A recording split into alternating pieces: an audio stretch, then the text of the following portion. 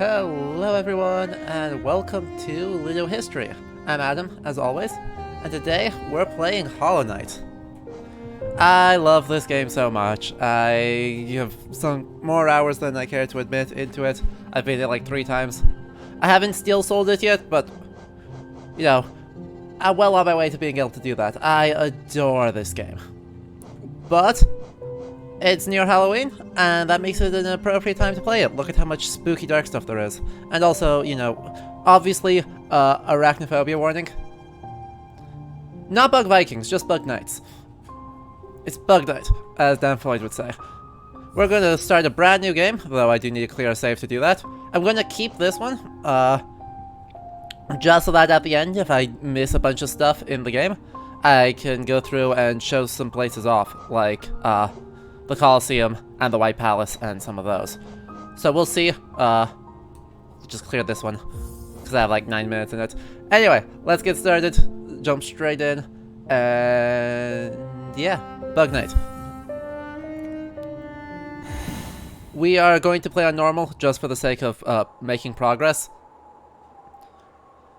In wilds beyond, they speak your name with reverence and regret. For none could tame our savage souls, yet you the challenge met.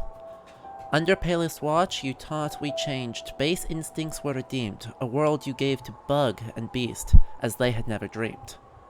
From Elegy for Hallownest by Manamon the Teacher. This is such an interesting beginning, to be honest, because it implies a lot of things about the king of Hallownest. And kind of the role that he established or claimed for himself. 43 hours on the first file, yeah. First playthrough took a long ass time. I can now, with some luck, I'll get to most of the game in these 4 hours at this point, because it really will not take very long. I know where I need to go, and where most of the interesting things are. Exactly. But that doesn't count the files that I already deleted.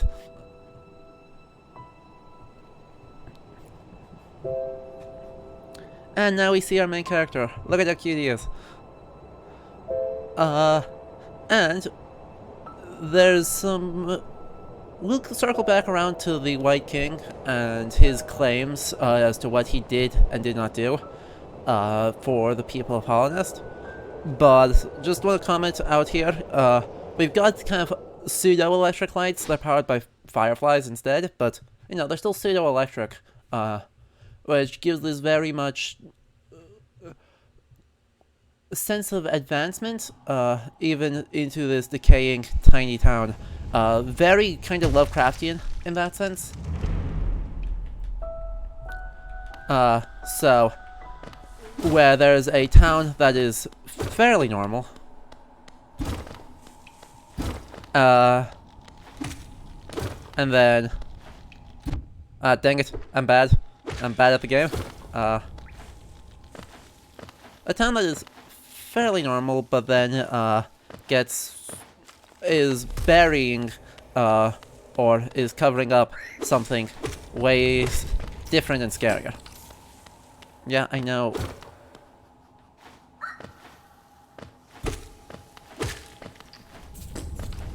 And Geo. So already kind of we're seeing literary inspirations showing up in the game. Oh, dang it. I swear I put a lot of hours in this game. Oh gosh, my favorite area in this game has to be the City of Tears. It's just so good. Hey, stop it. You can't escape from me. But obviously I'm probably not gonna beat this game because, you know,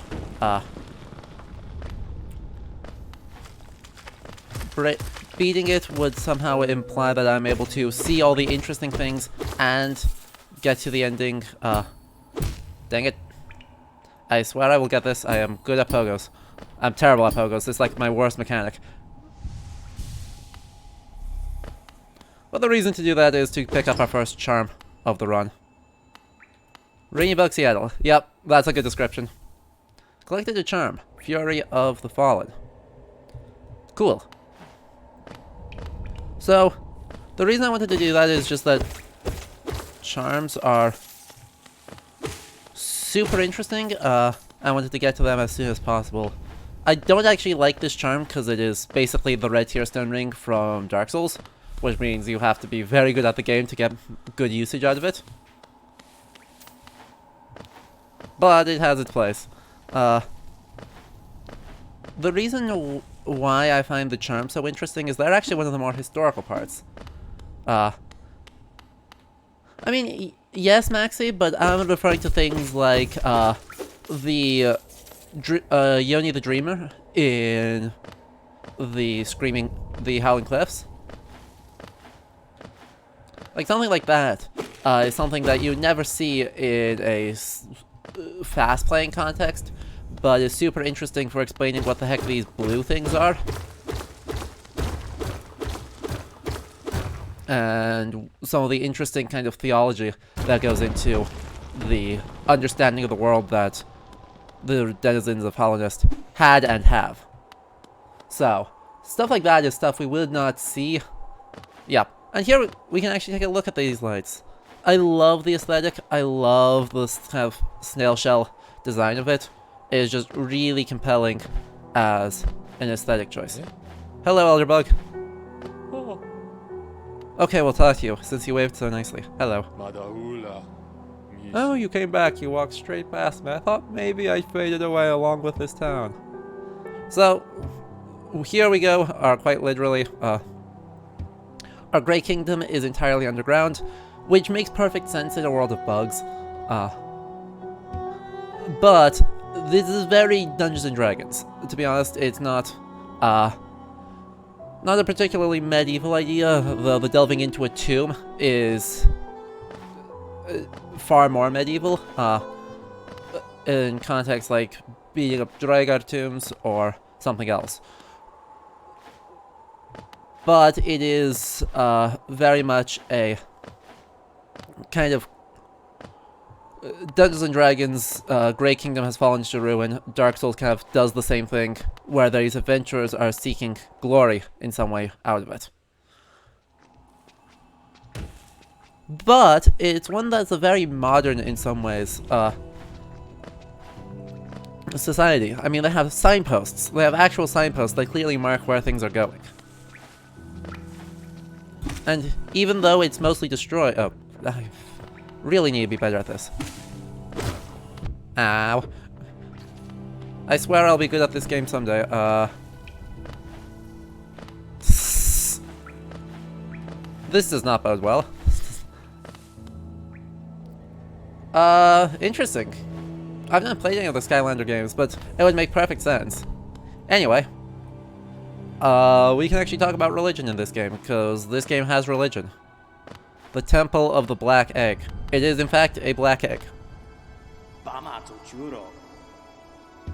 So, here's Quirrell. He is the coolest. He's just an explorer, and is somehow compelled into the kingdom. Very tropey, like D&D NPC, but that's totally okay. Ultimately, what he is he's kind of the ethnographer, looking back, kind of Victorian explorer slash archaeologist who is interested in finding the cool places, coming out of a very romanticized idea of the past and of the environment. Is such a long history in the reception of exploration and of the past that he ties into, but it's pretty cool. He's pretty cool, and the whole thing, his existence in the game and the temple itself are both fascinating. Hello? Yes, thank you. Exactly. I do not say that it is a trope as a criticism. It's simply a descriptive statement. But Quirrell is kind of a combination of the adventurer, ow. I suppose I'll heal. Of kind of our adventure archaeologist and the romantic nationalist or naturalist in the style of someone like John Muir or John James Audubon. Of course, those people were also problematic and joined in kind of the destruction of that past. Quirrell is therefore a more wholesome version, because he is extremely wholesome. Anyway, maps. We're gonna buy this map just to say hi to Quirrell and support his business. But we're not gonna worry about the compass, or even the quill, because I know these maps pretty well. Anyway, maps in the Middle Ages were common, but were often more prestige tools than they are necessarily as common navigational tools. So they are descriptive in some way of how the world is and the way things look, more than they are saying anything in particular about how people navigated. That being said, maps obviously were used in navigation too. In the later Middle Ages, it's something called a portalin chart, which literally describes the world around them. Anyway, we can also relax in a hot spring, because of course we can, and it is great. And I adore this character design, yes. It's true, we don't need to worry about, could you stop running away from me, please?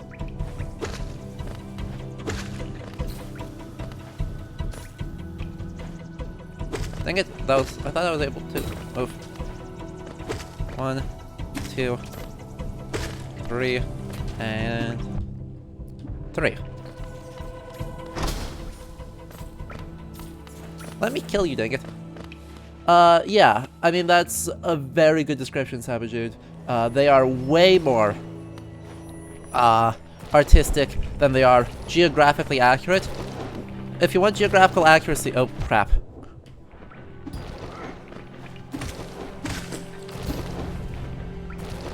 If you want geographic accuracy, you need to go for a portalin chart, which quite literally describes the ports along a coastline, and so are actually quite accurate, though that does not dissuade them from being also artistically beautiful.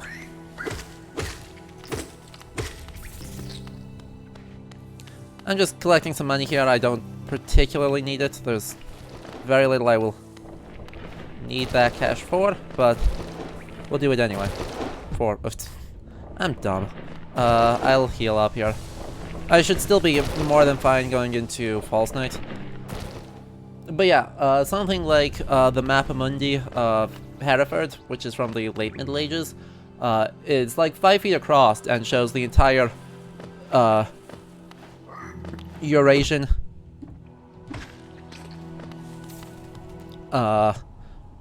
and North Africa continents, and despite that, it is very distorted along the edges, rather exceptionally distorted along the edges, actually.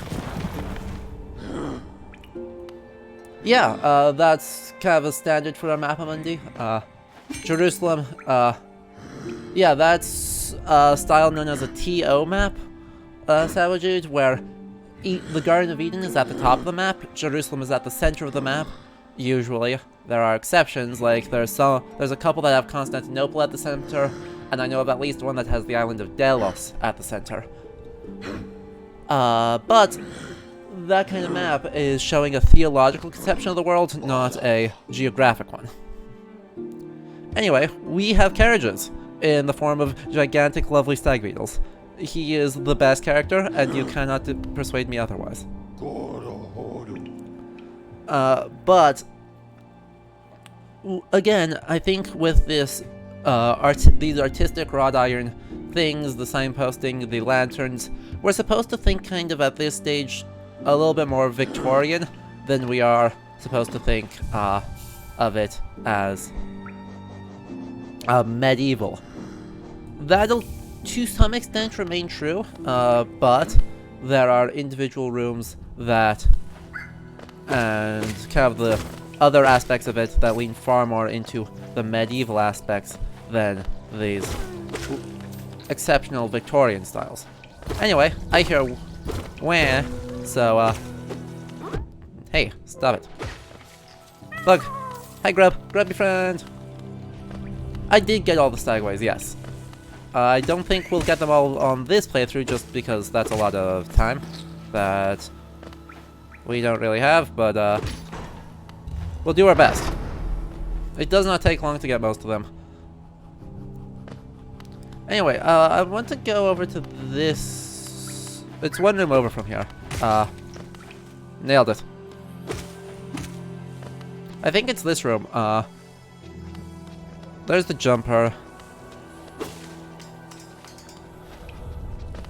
No? Is it not this room? It's not this room.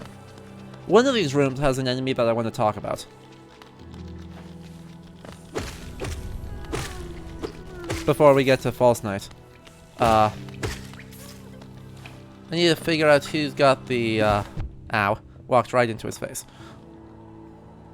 It should, and it does, remind us of Ori too, because being a Metroidvania, of course, it is generically very similar to Ori.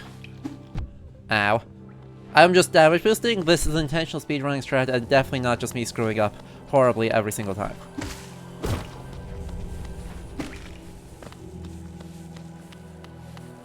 I promise.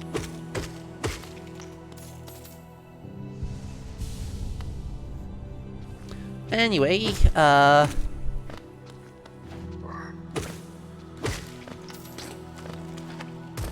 where is it? I don't remember where it is. One of these rooms has sword and shield guys. Who? I was talking about medievalies. Oh, crap.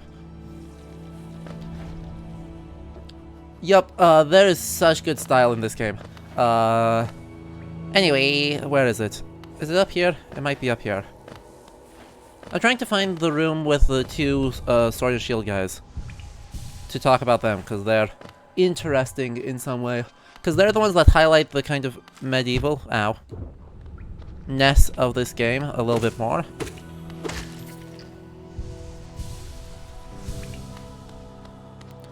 So I just need to locate where the heck they are. Really, I probably should have just run for... Nope, that's the Temple of the Black Egg again. Okay, well, never mind. We are not going to worry about it, because I apparently have forgotten what my map looks like. And they are not going to be on the map. So, let's just go fight, the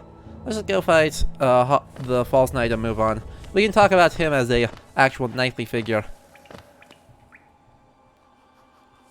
instead.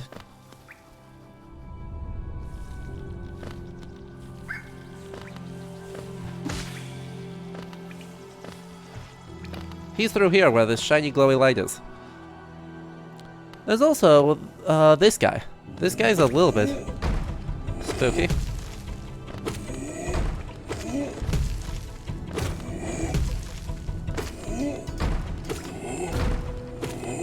Hey, he opened up the secret path for me. Thanks, guy.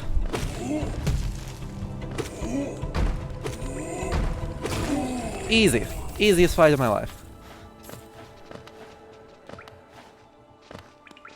You can go all the way up here and then go like, oh, you can't actually do that yet. Hey, look at this thing I can't possibly get through. Good Metroidvania design. Anyway, something I do love about the aesthetic of this game, I mean, there I just broke a carriage, another,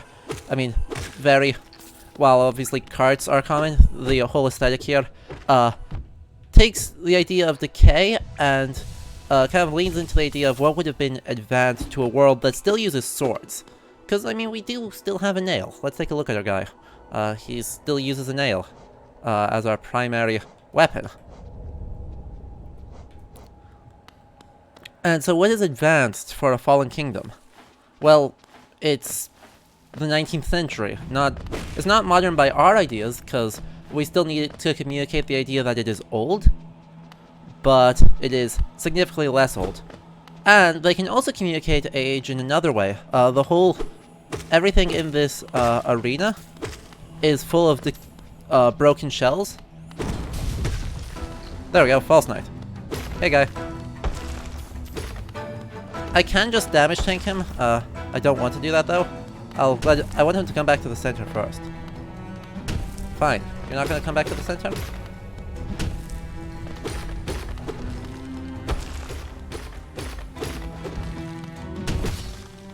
Fine.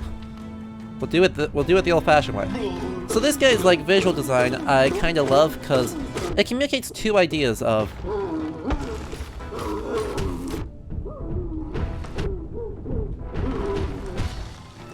easiest fight ever. You can just keep doing that, actually.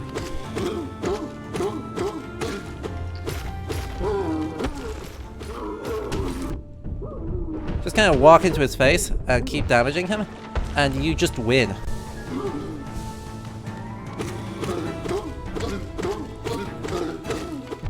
Oops, not if you do that though.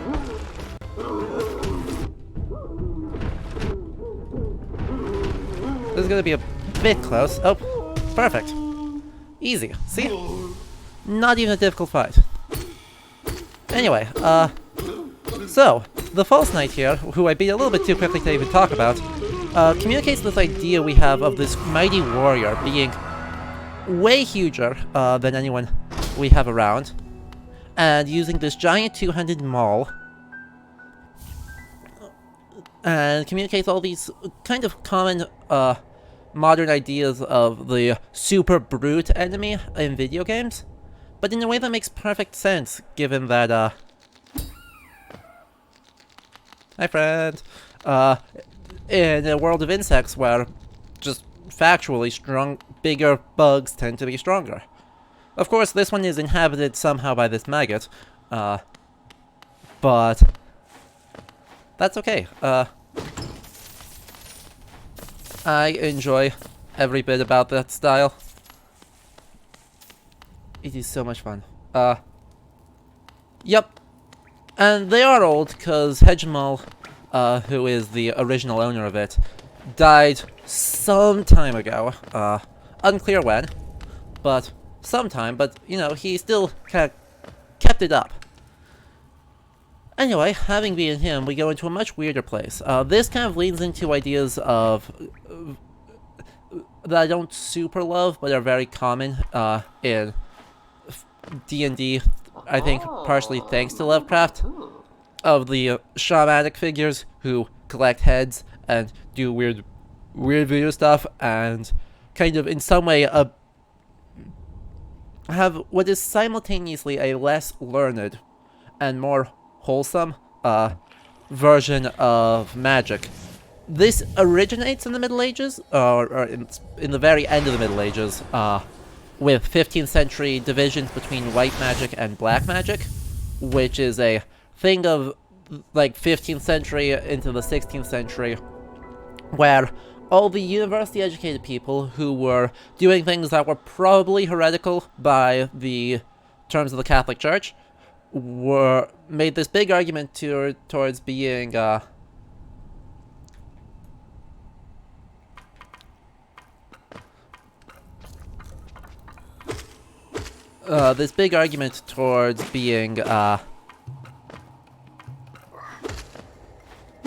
good or words. This big argument that what they were doing by studying the stars and doing weird divination and all that stuff, and possibly summoning demons in order to control them, is definitely totally fine because we are doing it in service of God and to learn more about His creation, and it's good. It's those people who are poor and do stuff that you need to look out for, because they're totally not legitimate. And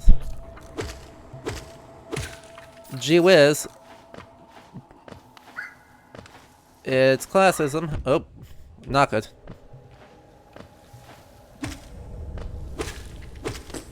We'll take a moment to breathe there. And crap. I really should stop trying to make that jump I know I can't make. Up we go. By the way, there's a thing up there. Bye. Once you have a double jump, there's a thing up there. Ow, rude. We'll heal once, I shouldn't need more than that. But there is actually a place for soul here, so And all of this, we can't actually do anything with, because this is part of the, soul tree. Anyway, so, the snail shamans here kind of draw on that idea. I need one more, come on, give me a... Thank you.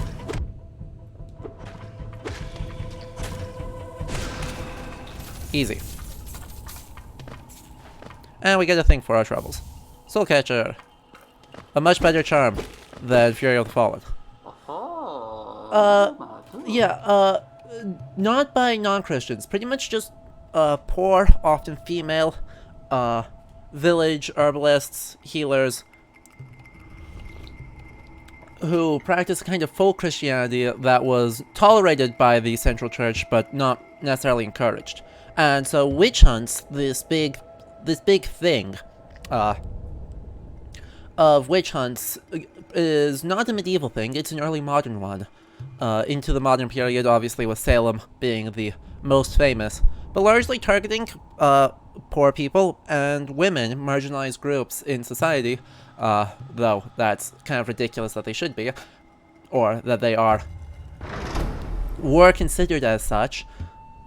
And so it is a super problematic thing. But this gets conflated as kind of a second layer with ideas of voodoo and kind of Cajun and black folk religions in America.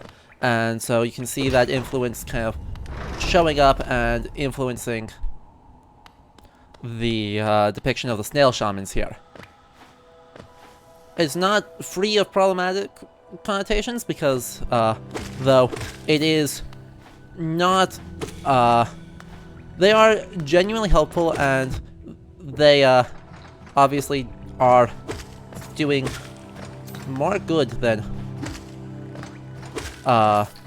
the academics out in the Soul Sanctum, who we will see eventually. A little bit of that, yes, and nope, bad.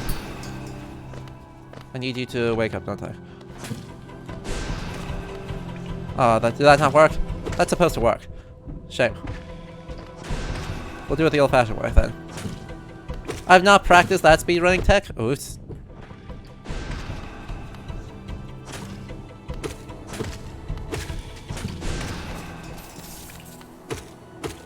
To be able to just one-shot this guy. I've not practiced that at all, but I went for it anyway. So... good ideas?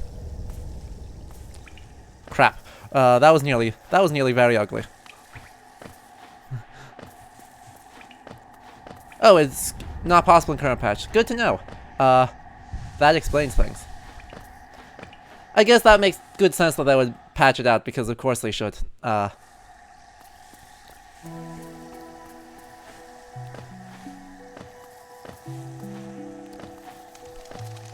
Because that is super duper an exploit. Anyway, we are now in Green Path. And we can see something else I adore about this game. This is an area that is not part of the Kingdom of Hollownest. That is a separate group, though you can see kind of the same kind of infection as infecting the bugs of Hollownest has showed up here. And they communicate that in a few ways. Firstly, the idea of the whole thing looks and feels very different. Ooh. Really? You're alive. Not anymore, you're not.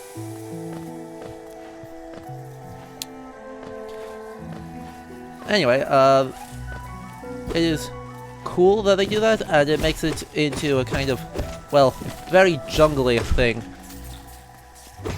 But one thing that I love about this game and its depiction of, you know, you've got your Central Kingdom and then you've got your Outlands of various types, with the Green Path, the Mantis Village, Deep Nest, and the Kingdom's Edge. But none of those are depicted as, in a meaningful sense, barbaric. The Kingdom's Edge kind of is, because it's truly uninhabited by sentient beings except the Colosseum of Fools. But for the most part, it is, I don't think I have enough soul, but we can try it anyway. Nope, botched that. So we're gonna take the slow shortcut, because I don't feel like doing all of Green Path.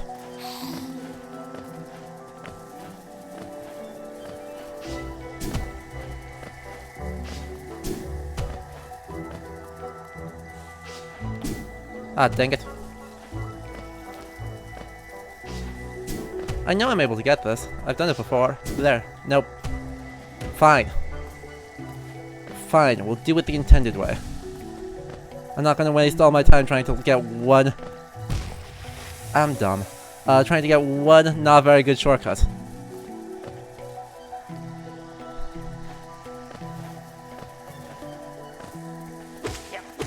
But, yeah, all these places are in some way, have their own civilizations and cultures that are not, have their own value beyond, their loyalty to Deep Nest. It kind of does, but, you know, Hera is someone that that the White King has to actually negotiate with and make alliances with, and so is perceived of not as weak in some way, but rather as a something to be subjugated, but something to be accepted and worked with.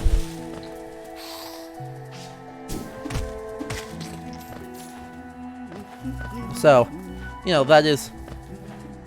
Well, yes, there is the whole eating people thing. I don't think that is incongruous with it being a fully constructed, valuable civilization in and of itself.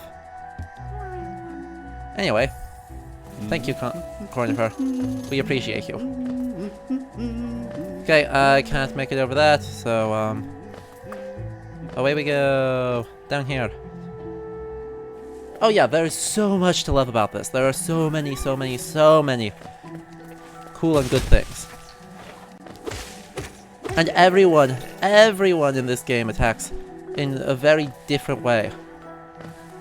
Hey. Would you look at that? Let's go get the Hunter's Journal. The Hunter is another one. This is one way that it communicates the fact that this is fundamentally different and unfriendly to the folks of Hallownest. This is a much... He is a hunter, and you can see how scary he is with all these teeth and eyes. Communicates a lot of ideas of creepiness, and he could gulp us up in one go. So, it's a very fundamentally different culture from the quote-unquote civilized forms of Hallownest, which we'll see when we get to the City of Tears. But, still, this is not phrased as an aberration or something wicked. It is just what it is. You have friends everywhere, you have enemies everywhere. It is not uniquely one or the other. And I genuinely love that. I think it is a very meaningful change from the way that way too often fantasy games portray other civilizations or other cultures besides the dominant one of the game, and it complicates all the tropes that it has instead of kind of letting them go. Hey, get out of here.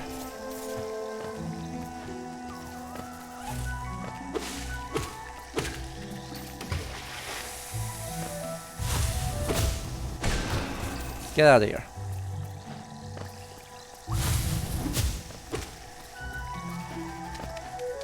Okay, Hornet, I see you. I'm gonna get you. I'm gonna get you.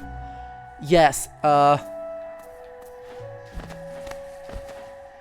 so, this music I super love, too. I wanted to save talking about the music till we get to City of Tears, because that is the one that I think most clearly communicates the game's medievalist tendencies. Hey, let me up. Let me up. So, we'll talk about it then, but yes, you should all enjoy the fact that every single tune in this game is excellent, and that is surprising and good. Usually there's at least one or two that miss, but no, every single track in this game is top tier.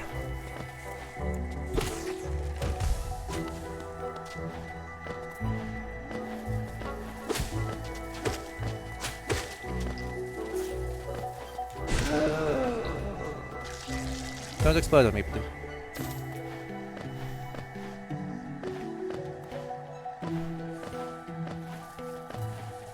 Ow. Hey, rude.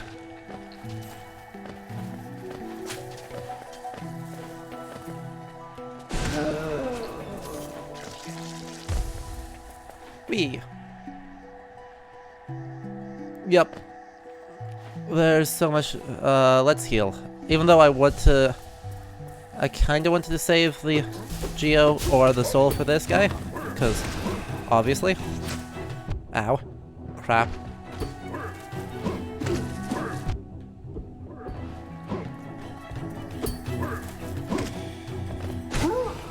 Nailed it. Easy. Health is unimportant.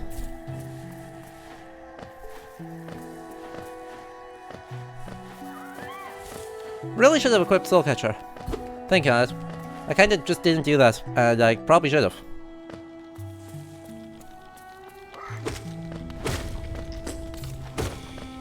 Oh well, we have a fairly good chance to just kind of breathe and catch up here.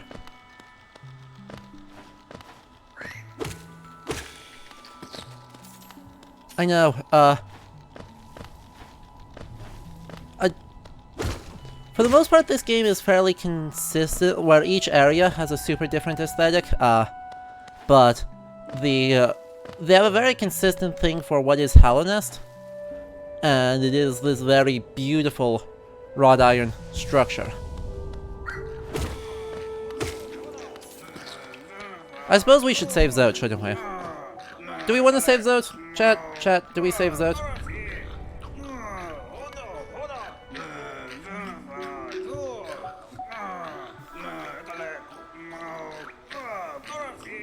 Okay. Get out of here, dude.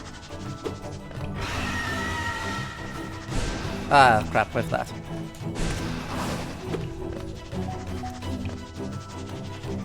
Get over here. Hey.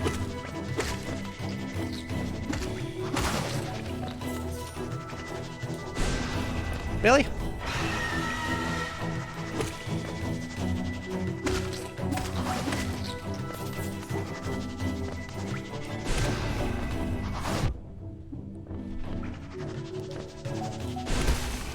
Easy. Who said that these early boss fights were hard? I think that's probably the mistake pretty much every new player makes, is underselling how strong Soul is. Which Soul is, of course, this game's version of magic. It's both your healing resource and, okay.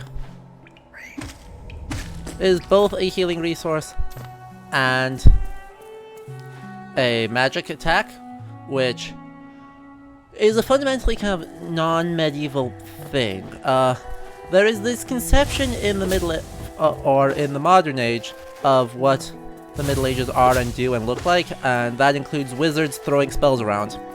That is just, it's just not.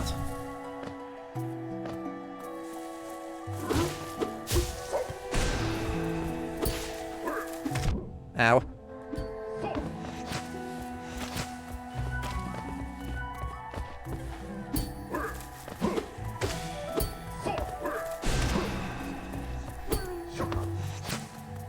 Ow, crap. Nope, I'm dead. Oh, dang it! I didn't heal, I didn't stop at any of the things. I stopped at none benches, which means we have to do all of Green Path again. I'm sorry guys, I really should have played that safer.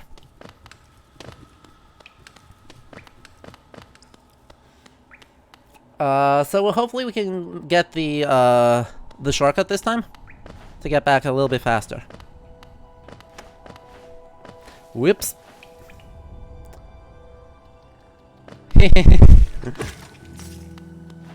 Well,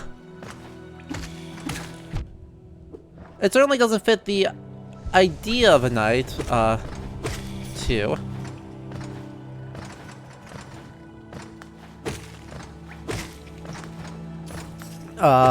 In the chivalric ideal of a knight, but whether or not it doesn't fit the historical reality, is a different question. And yes, red did draw my avatar. I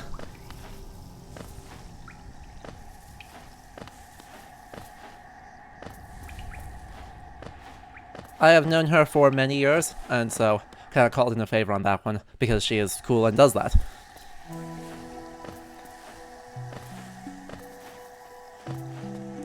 Uh-huh. Oh, dang it, that was not what I wanted to do. I'll have to grind up soul from somewhere again now? 1, 2, 3. Okay. Should be okay now. 1, 2, 3.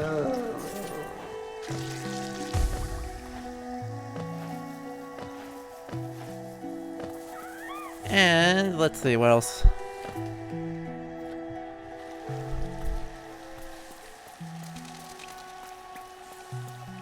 Leave him in Deep Nest?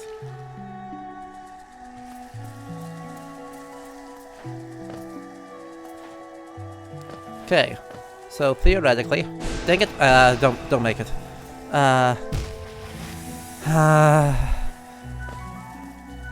really should have probably practiced some of that tech before going, because I know that that one does still work.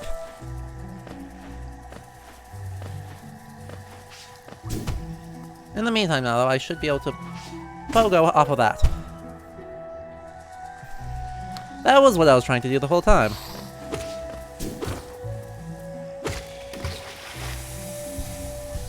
Because that should put me a lot closer to my... Where's my map? Yeah, I'm now well off the beaten path. Okay. This should put me a lot closer, though, to... You know, important things like my ghost.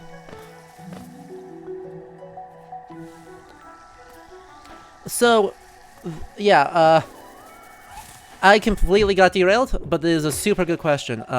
So, and it is a little bit complicated, because the, idea of what a knight is has changed, somewhat recently, thanks to the influence of things like Game of Thrones.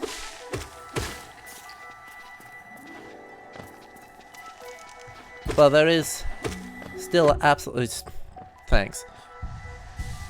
This kind of two-way conception of what does a knight do?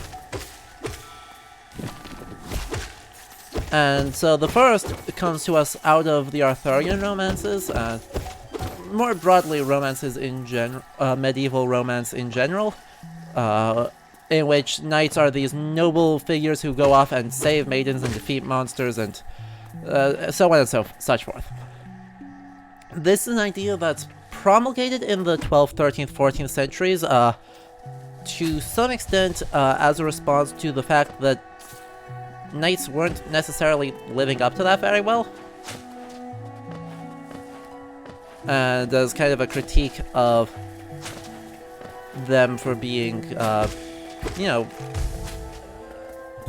greedy and self-interested and otherwise some way failing in their supposed duties and roles as a protector figure. This is very much kind of a negotiated idea, because there was really nothing in the knight's idea, or in the idea of a knight, that says that they are actually a heroic figure in any, or a protective figure to peasants in any meaningful sense. Ow. Dang it, I didn't get my parry.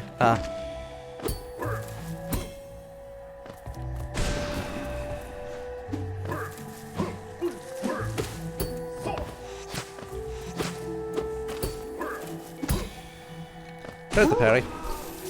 Easy enough.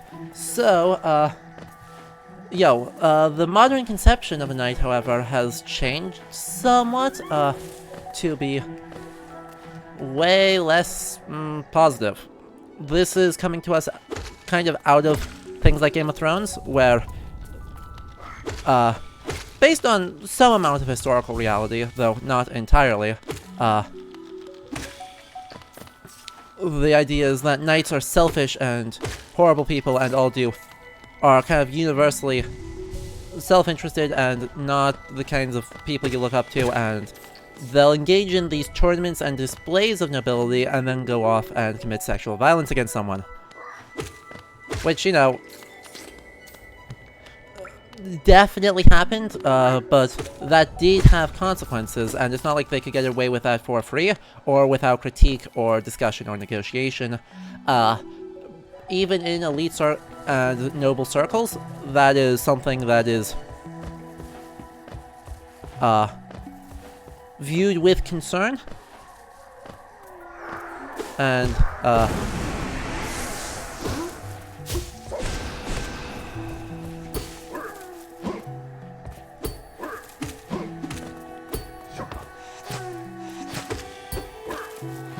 ow.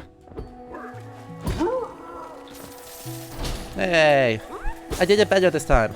So, you kind of have these two competing ideas of knighthood operating at the same time. In many cases, in the same discourse. And so, coming off of that, you know, there's a lot of concern about the proper behavior and what knights are and should be, which is interesting. I'm gonna just pick up that one, even though it slows me down after Hornet quite a lot, and then we'll buy another stag station. So did that answer your question, Sabajit? So yeah, let's actually talk about feudalism and chivalry. So the idea of there being this code of chivalry is complete nonsense that kind of shows up long after knights as a meaningful warrior elite stops existing. It's a very much romanticized reconstruction of knighthood in the early modern and modern periods. Additionally, this idea of a rigid class hierarchy where knights protect peasants but are subservient to lords, barons, dukes, barons, then counts, then dukes, and then up to kings. This is all nonsense. There is no such structure of relationships. Come on. Come on, Hornet.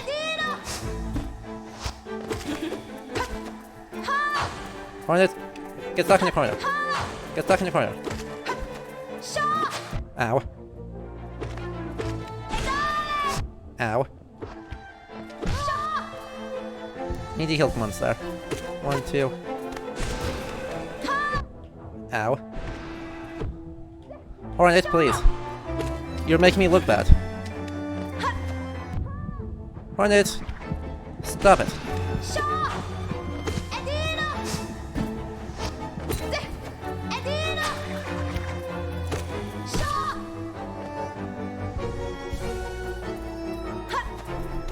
Hornet, please. Stop owning me.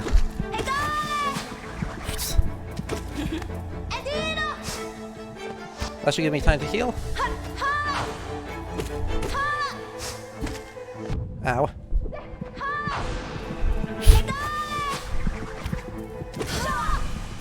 I beat Hornet. Oh, that only looked extremely close. I did not bully Hornet very well that time, but Turns out Red Tearstone Ring is good. It like, I think, what, it something like triples my damage. So, hello? Hello? What the heck? Would it seek to break the seals? They cannot be undone. They must be undone. Let us sleep, little shadow. Return to your darkness. Allow us our peace. Hey, look! I'm sure these guys are completely insignificant. Ow. It's almost... Okay.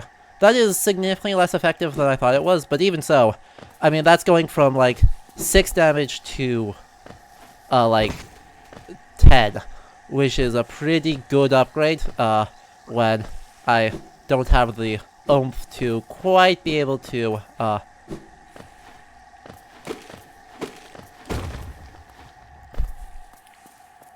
just own Hornet with spells, because she was not getting bullied into a corner.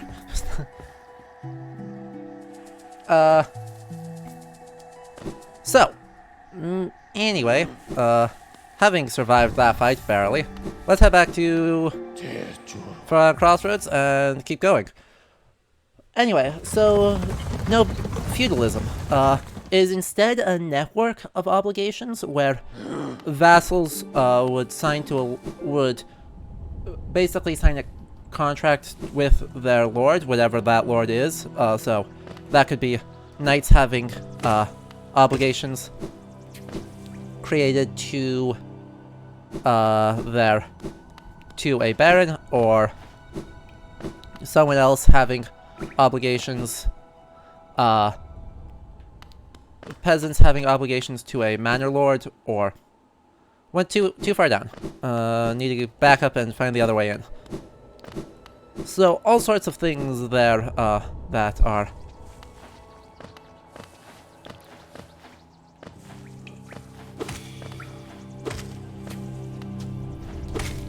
let's see, what's my best option? I guess I could go take on Gru's mother. That would be okay to do now, actually. Rescue Sly.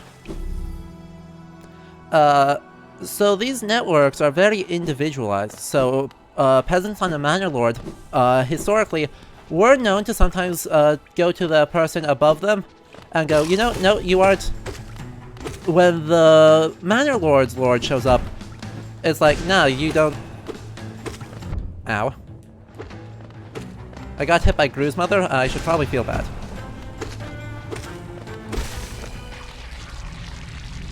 Hard fight.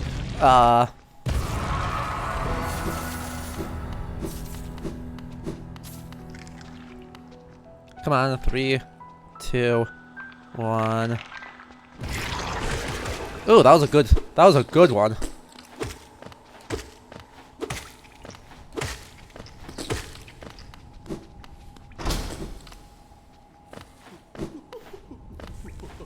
And I can get to here.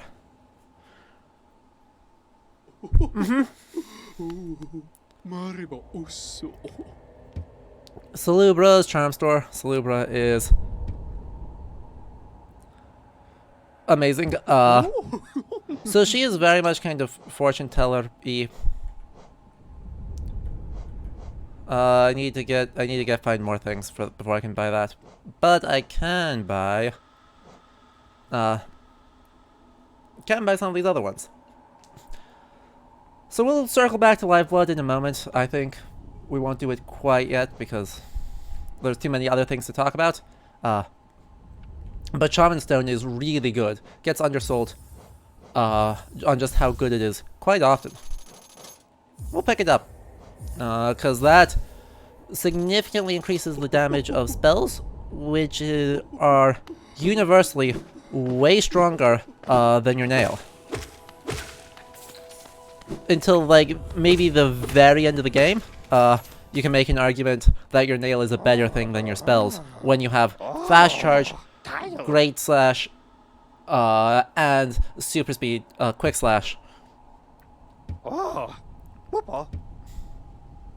Anyway, we are in a ruined village, and we have Sly, who came down here for some reason.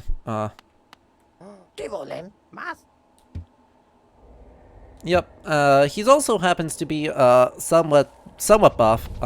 But this is a kind of village out in the outskirts of Dirtmouth or of Hollow Nest, and it's completely destroyed. It's actually inhabited, though you can't really see it. Most of these are destroyed or otherwise filled with old, long dead things like this centipede. But this is actually someone in this house. You have to be a complete jerk in order to find him, though. Correct. Savajude, you are absolutely correct to call that out because, yeah.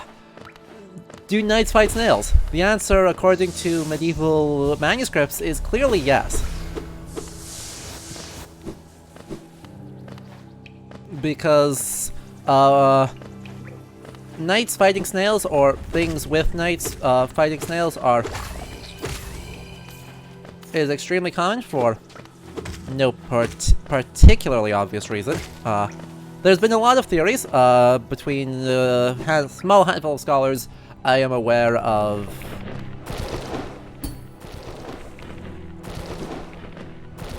15 different explanations between like 3 people as to why knights fight snails, but knights do fight snails, and therefore this game is actually just reflecting medieval marginalia perfectly, right? That's how history works. Anyway, let's see. I was talking about feudalism, wasn't I? So historically, peasants have been known to kind of refuse to help the manor lord, or the lord of a manor lord, I should say. So 2 guys up, just because they don't actually have a network of obligation to him. The obligations is from manor lord to, or is from vassal to immediate underling when there's an actual contract of obligation or of fidelitas.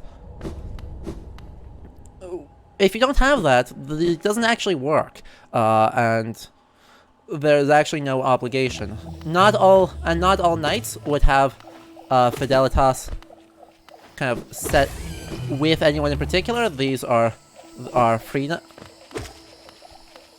are knights errant or wandering.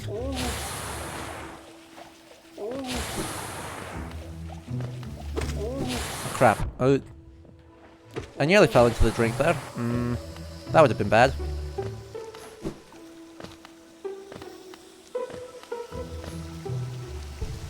So we're entering from the top here. What's our solution? Okay. Anyway, we are in the Fungal Wastes here now, which are super cool. Much wilder than the previous areas, even more so than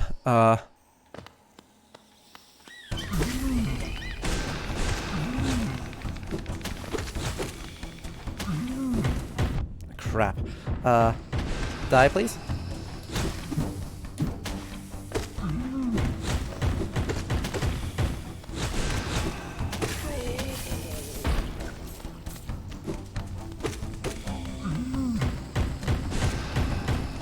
Oh god, you just didn't stop.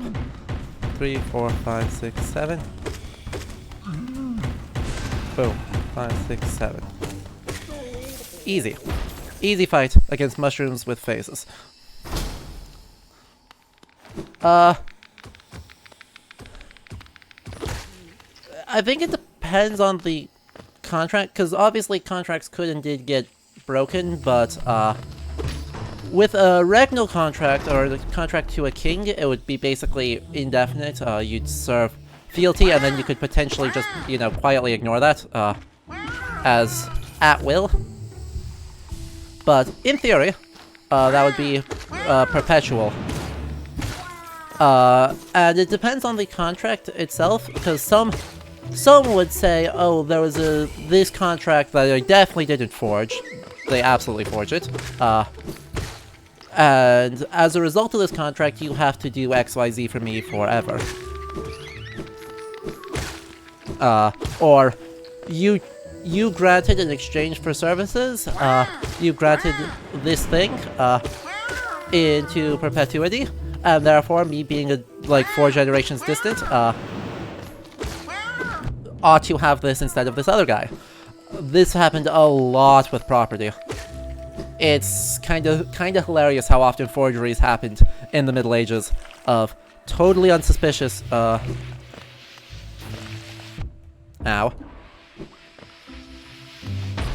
Yes. There's a stump here. I'm sure it is significant. We need a certain charm to be able to actually, you know, do anything with that, but yeah. So, yeah, that was a very, incoherent answer, but it depends. Ow, that was bigger than I remembered it being.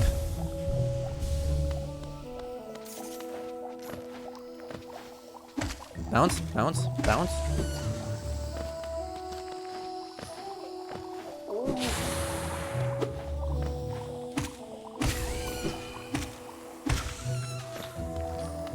Yeah, I know that this is where you're going. Okay, good. Queen Station. Perfect. I mean, technically, oaths of Fidelidos are supposed to be incredibly public, and so your witness is the entire court. So, like, it's not... But, yeah, when all the witnesses are dead, you just have a contract, and it is sealed properly, and it is signed properly. Actually, not usually signed, but sealed, with, the correct wax bull, which is a kind of, I don't know, medium-sized symbol of a authority figure, so that would be attached to the bottom of a charter. It's usually, I don't know, a couple inches across, would depict either the Pope or the appropriate king, with some indication as to who it is in text around the edge. Nah, me nobis. So, yeah, they were all over the place, and that is one thing that, like, Crusader Kings does really well, of just forging claims on things. Yeah, you just did. All the time. All over the place. Don't worry about it. Anyway, we can't do a whole lot here yet.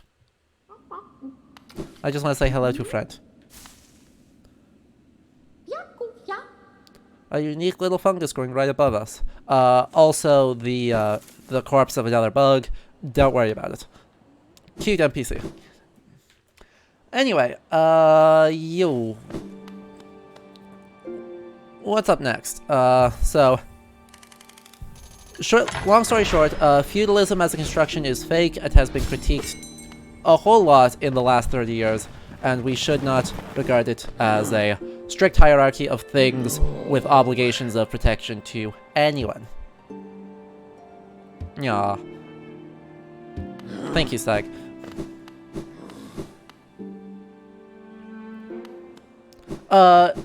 Dragon Wolf, you would be correct. I don't think we'll get that far because Isthmus here is a long way away.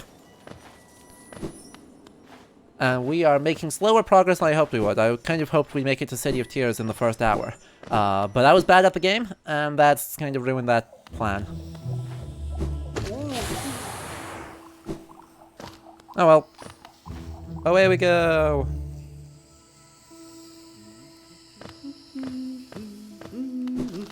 Cornifer!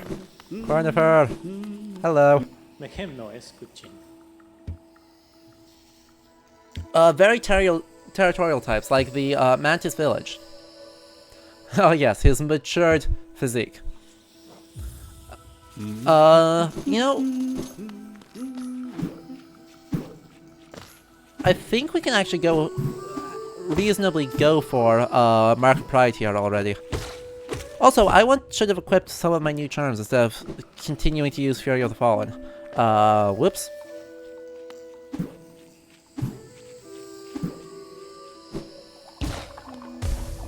I can't actually go this way,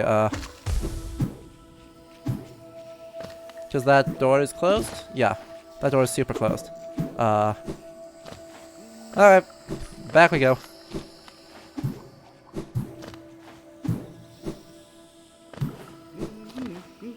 And up here we go, and then we can go down from there. Knights Errant are a fairly old idea in the history of knighthood, which is just is really something that truly only shows up in the High Middle Ages, in the 12th, 13th centuries, to some extent in the 11th, but it's develops more later on. Okay, I need to backtrack actually quite far here, don't I? Well, that's unfortunate. We will go the other way then. Here we go. So, of course, feudal obligations are annoying, and people don't necessarily like them, on the grounds of it makes them have to do stuff that they may not want to do. And so, some knights just try to avoid them, and just straight up ignored them sometimes. So, like, regnal obligations to the King of France in the 12th century are pretty flimsy. The Capetian dynasty, while still nominally in charge, was not very effectual. And so, they kind of were the people around just did their own thing with that. And oh look, it's Claw. Hello, friend. So this kind of evolves into people with knightly training having no contract. They're not as common as romances would have you believe, because it's actually really, really important to be involved in some kind of system of obligation in order to, you know, survive. In medieval society, obligation is quite important, but you would try and manipulate those obligations as far as you can, and some could and did become basically free agents that could be contracted by someone, or would be glorified mercenaries on occasion. Yeah, I haven't done the research because the 4 Knights Errant are a little bit outside of... Hey, hi Hornet.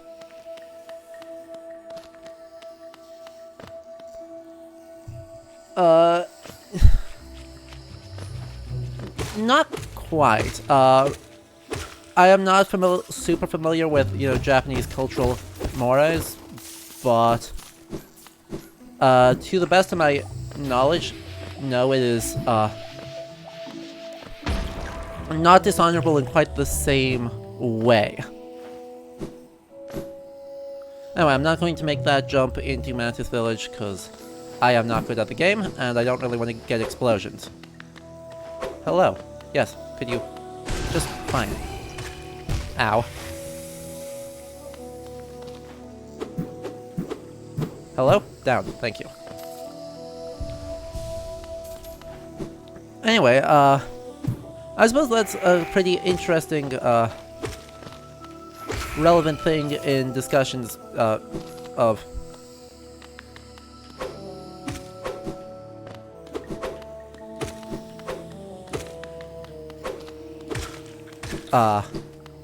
of Hollow Knight, of this guy here, because,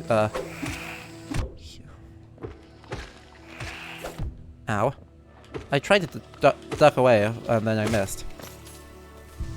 Need to heal up, I'm gonna need to focus on probably heals here, even though the safest way to take on the Mantis Village is with spells, but you have to be able to not get hit, which is, not necessarily reliable. Anyway, we're fighting the Mantises. Wanderers seeking death, welcome. May you find swift end upon our claws. I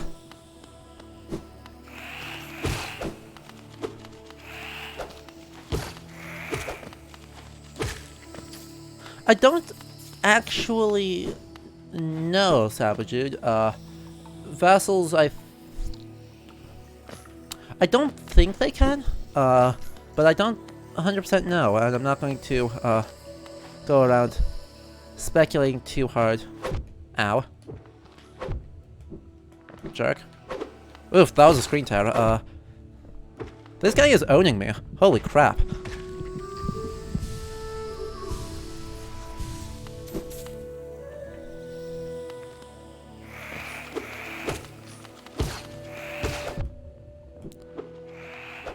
fair play, Mantises. You're better at the game than I am. That's not boding well for me to try and go on against, Really?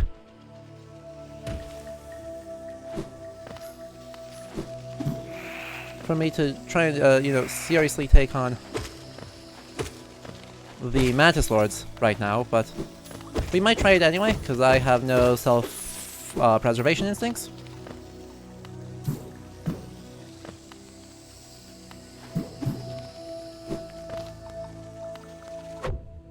Ow. Rude. No self-preservation instincts, right, at all. I don't think during... Oh no, I'm here again? I'm so dumb. I can go straight to Queen Station, though. Still, let's actually, help out our own charms here, because I've got a bunch of them, and I would much rather have Long Nail and Shaman Stone than I would, and Soul Catcher than I would.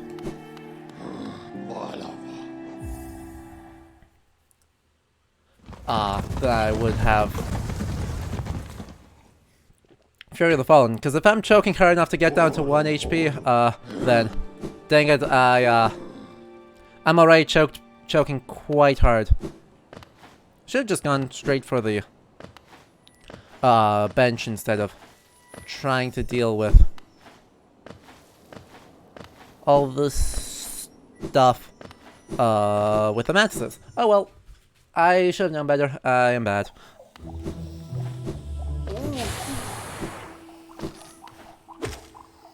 Not where I wanted to go. I wanted to go across, not down. Up we go.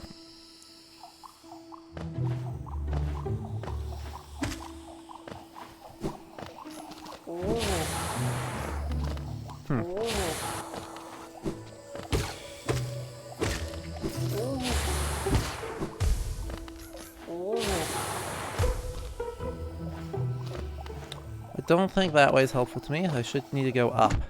Ow. Dang it. Jesus, I am choking very hard right now.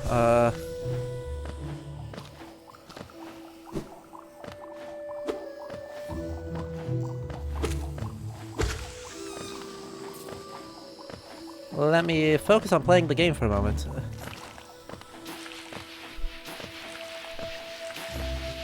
Platforming. Well,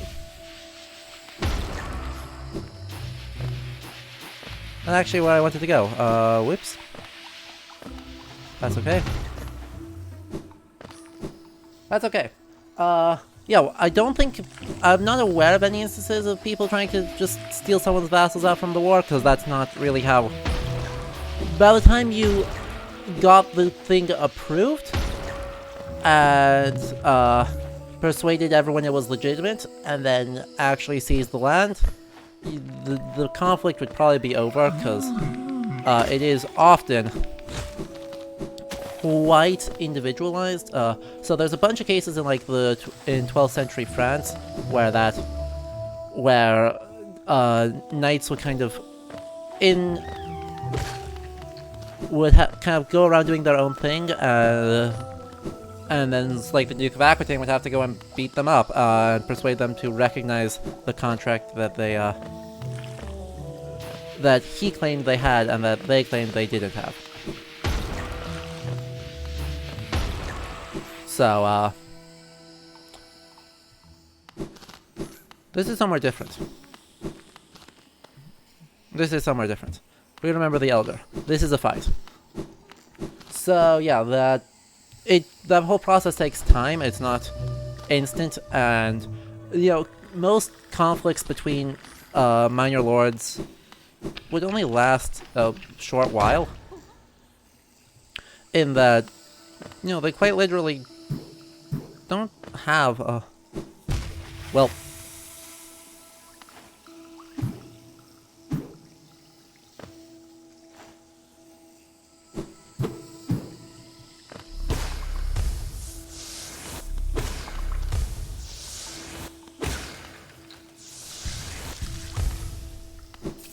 They don't have all that long, for any given thing. So we can't go through there yet, so we need to go this way. to get into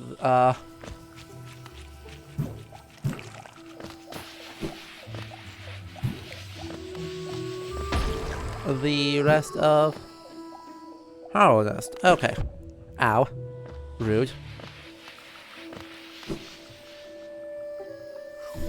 We're close to the City of Tears, I just need to not suck at fighting mantises. Ow, Jesus. I forget that they have such long reach.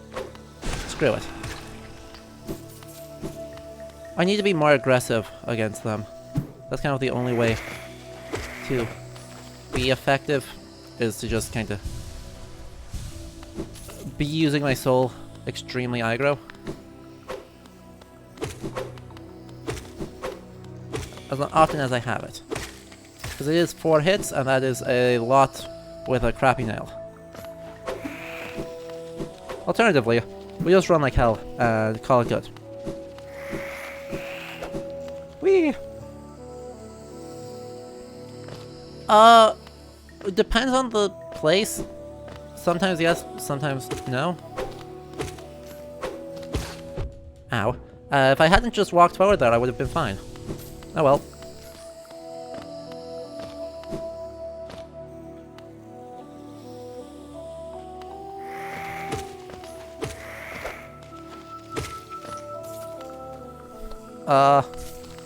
So, like, in an Icelandic context, which has a very different system of obligations than true vassalage, straight into the drink. Oh well.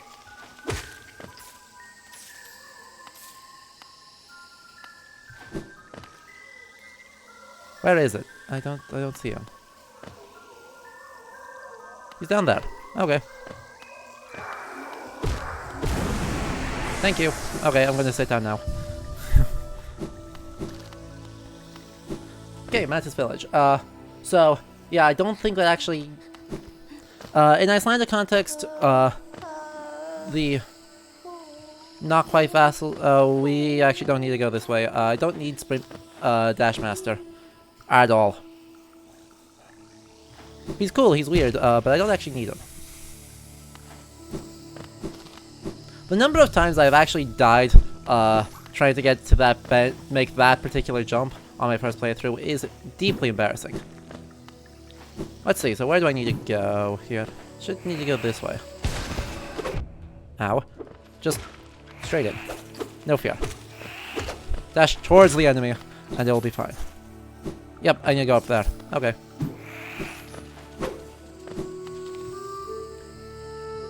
So yeah, the Icelandic context says yes. In a feud between two farmers, the relevant chieftain, if they are both in the same chieftainship, their sworn, it's not truly like lord, but for lack of a better term, their lord. If they're under the same Gothi, that Gothi needs to kind of resolve the dispute. If they are not, then it would probably escalate to being a feud between two chieftains or Gothar. Just because of the way things work.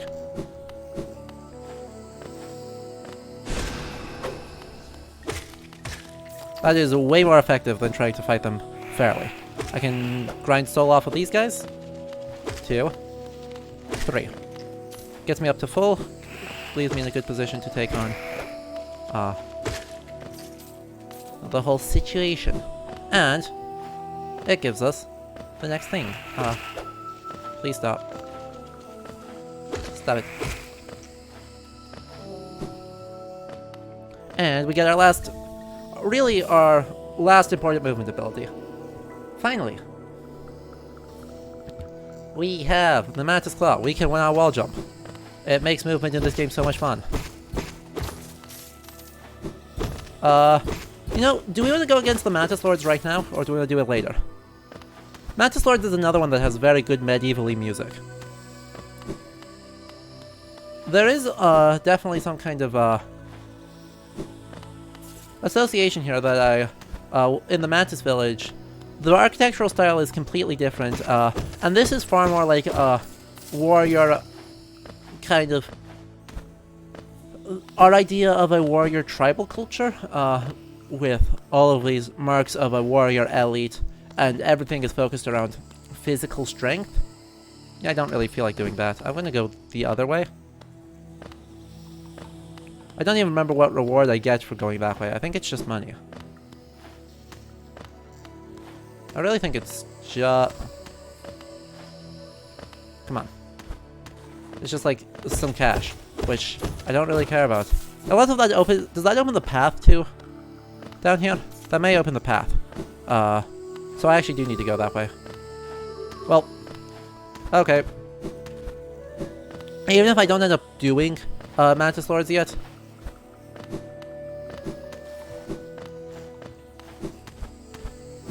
I need to at least kind of attempt them by hitting this. Hornet is not from here. Hornet is someone else entirely. But how are we feeling about Mantis Lords? Do you think I'm good enough at the game?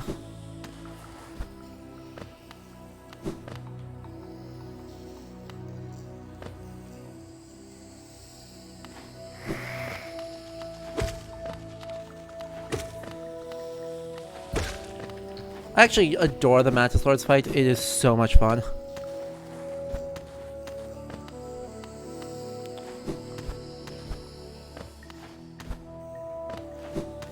Even if I will probably lose to them, because it turns out I'm playing significantly worse now that I'm streaming it instead of just playing it on my own time.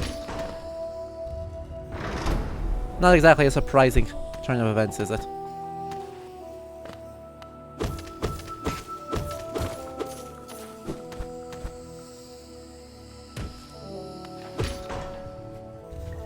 But yeah, talking and playing games is hard. Whoop. Ow.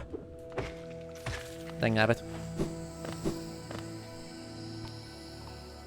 And I want to get Market Pride because I have interesting things to say about that, I hope. So. I think we'll go for it. I can also just, you know, not fight them. And that is a valid option. But these guys are just so cool. Yep, lock that door. So if we want to get into Deep Nest, we have to fight them. At least if we want to get into Deep Nest this way. You know what? Let's do it. Look at how awesome we are. But they are super honorable. I am not starting off in a great position.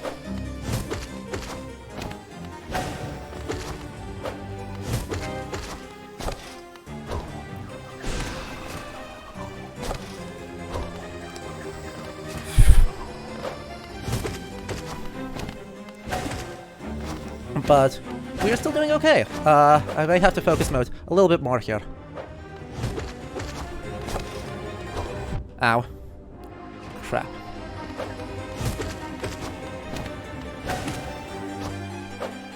I'm basically going to try and not heal until I have a little bit more time to. There we go. There's one. There's two. Okay, leaves me in a good position.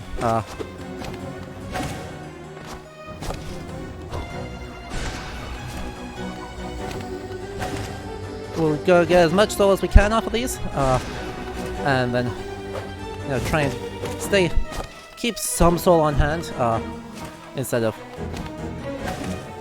Wow, it's taking longer than I remembered. I guess I am using a base nail, which is not optimal. Okay, meanwhile, good thrones. And now there's two of them. This is getting out of hand.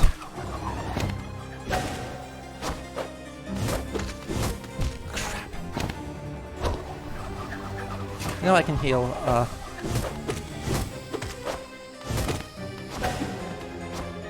Focus mode! They're doing this one again. Ow. I thought I was in the right spot. Weird. They have gotten quite far desynced. I'm proud of them. Makes the whole job a little bit easier. Ow. One hit, not two.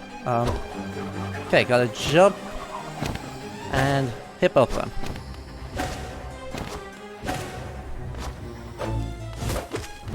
Crap. Not in a good position. Heal. And yep.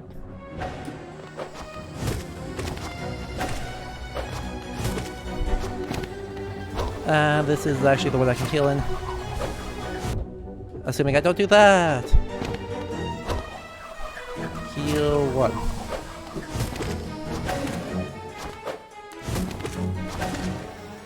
Okay, one hit at a time. Progress. Talking is hard, I'm going to just really focus mode here because I don't want to die. Awesome, and... Boink. Boink. And bounce, and pogos, and... Ow. Walk straight into their face, and heal once, twice. And then lose it immediately. Whoops. Should be able to heal once again here. Nope. That's alright, we're staying okay on this, except that I just did that, which is bad. Yep.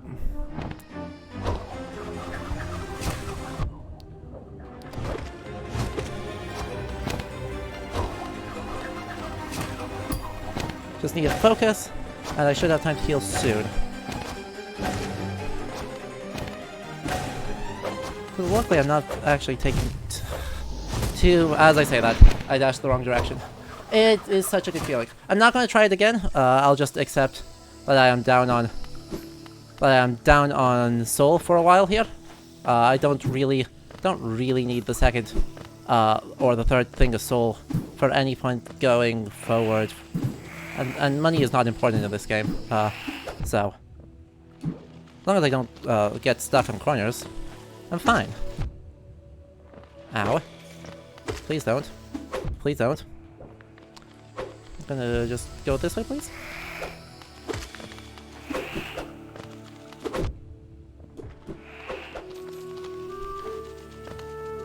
Could you freaking... Could you stop it? Go somewhere I can hit you, please. Yeesh. That went poorly. That fight feels so good, I really... Since I don't really have time to, or excess soul, to do any of the things I would normally do with it, like, you know, all the strategies I used on the first one, of helpful things like,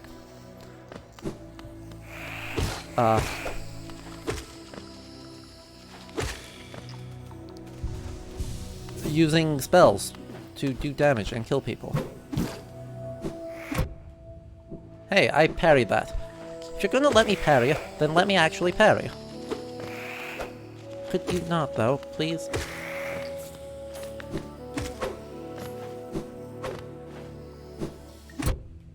See? I'm landing parries, and I'm still getting hit. Ah, crap.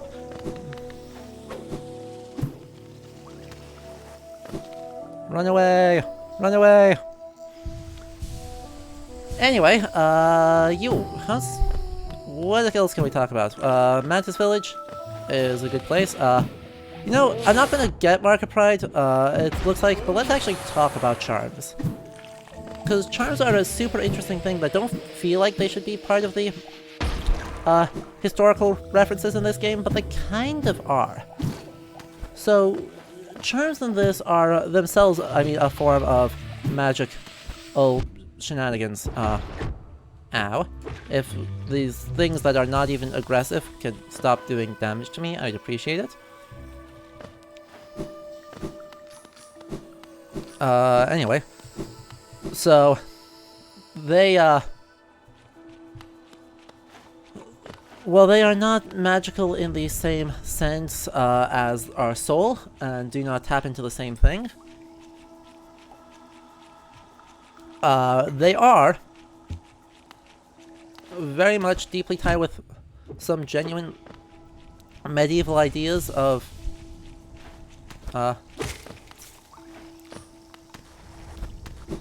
crap, that's death. Dang. Really? Okay, before I die, I'm gonna back off and I'm gonna find somewhere to get soul. Cause, really?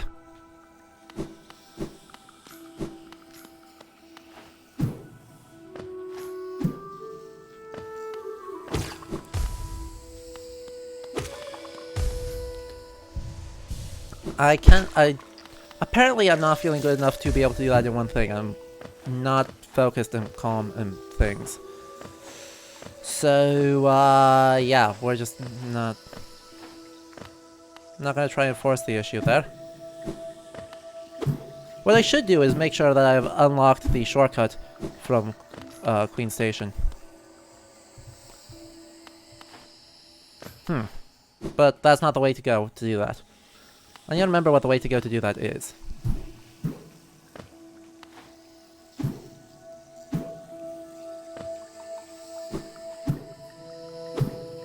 Let's see. This way? No. Huh, why do I not remember? This is weird.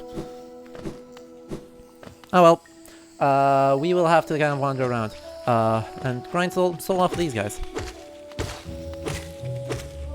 Okay. That gives me 4 health. I'll actually grind up a bit more soul, because if I do this and then this, they should be back. Because these guys are respawning. Cool. Let's try that again now.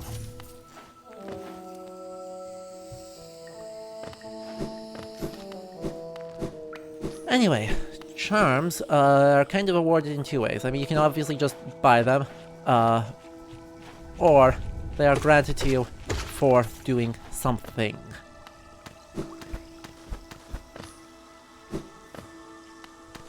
So the Mark of Pride is the one I wanted to kind of most talk about, cause it, is, ow.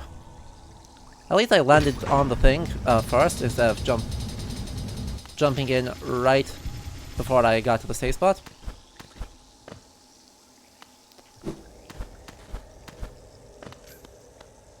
Whew. Hey, made it. Okay, and these charms are actually something that very closely hews to the Middle Ages in a somewhat interesting and meaningful way, I think. So, what they kind of tie into 2 different things. One of which is the idea of quote-unquote magic amulets. Or, I should say, by magic I really should clarify that and say miraculous amulets. And it ties into marks of status like pilgrim's badges. Those 2 kind of separate but related things that this game does. So, in the land of pilgrims or of magical amulets, it was genuinely believed in a meaningful way that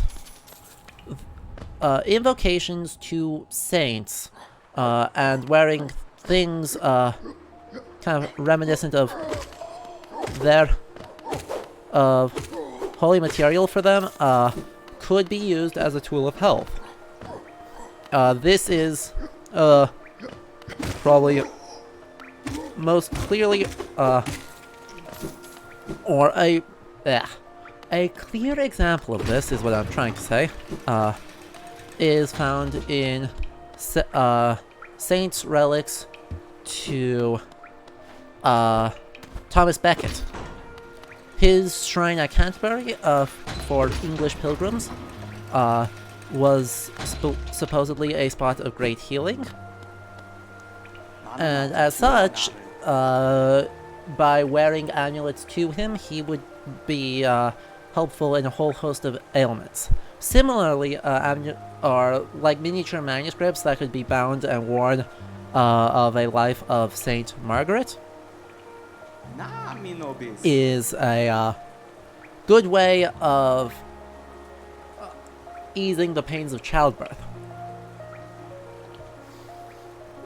So these kinds of tokens, amulets, some way serve as an invocation to that saint to petition God to help you. And what is, I think, useful and important thing to remember here is that when it comes to medieval medicine, they weren't dumb. Okay. They really, really were not stupid, and they were not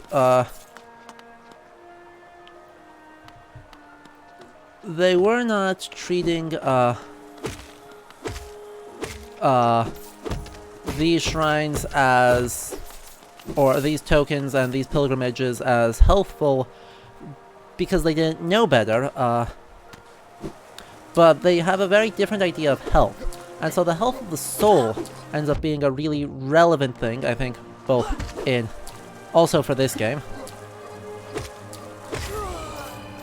to help understand and interpret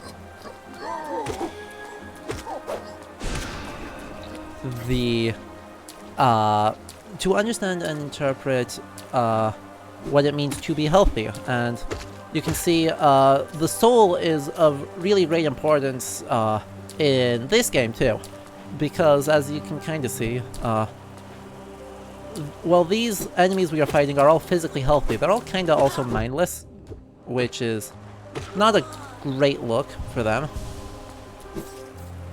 because they, yeah, they have... Ow. Could you not?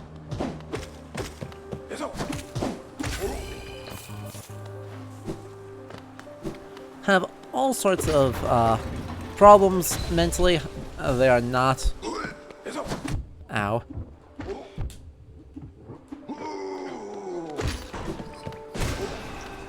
That seems like a better option. Rude. Need to use these two to heal this time. Anyway, so, all that healthful stuff is kind of very relevant to this game, and while charms don't... I think maybe the most useful ones for those are the Lifeblood Charms, as kind of a point of comparison, given that the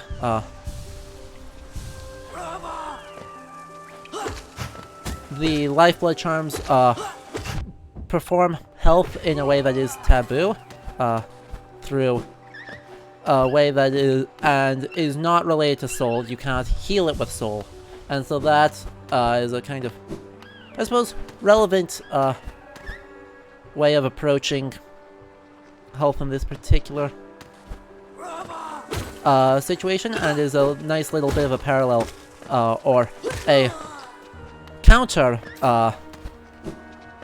reference by counterexample to something like the amulets to Thomas Becket that were good for the soul and therefore are related to health. Ow. Could you not trap? And anyway, what else? The other thing, I guess, the other reference with charms in this is the symbols of status, like the Mark of Pride, which we tragically failed to get. The Mark of Pride is cool and handy because it is a symbol of status, and it actually de-aggroes possessing it. I mean, also defeating the Mantis Lords, but as being awarded it is, well, the reference you would think is to military medals. It since it de-aggroes the entire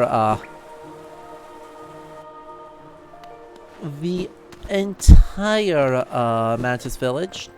It has some interesting references to something like, say, Pilgrim's Badges.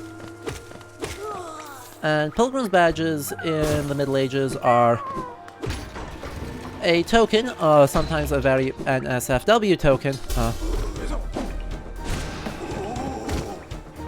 that says... Ow. Could you not? I can kill one of you at least.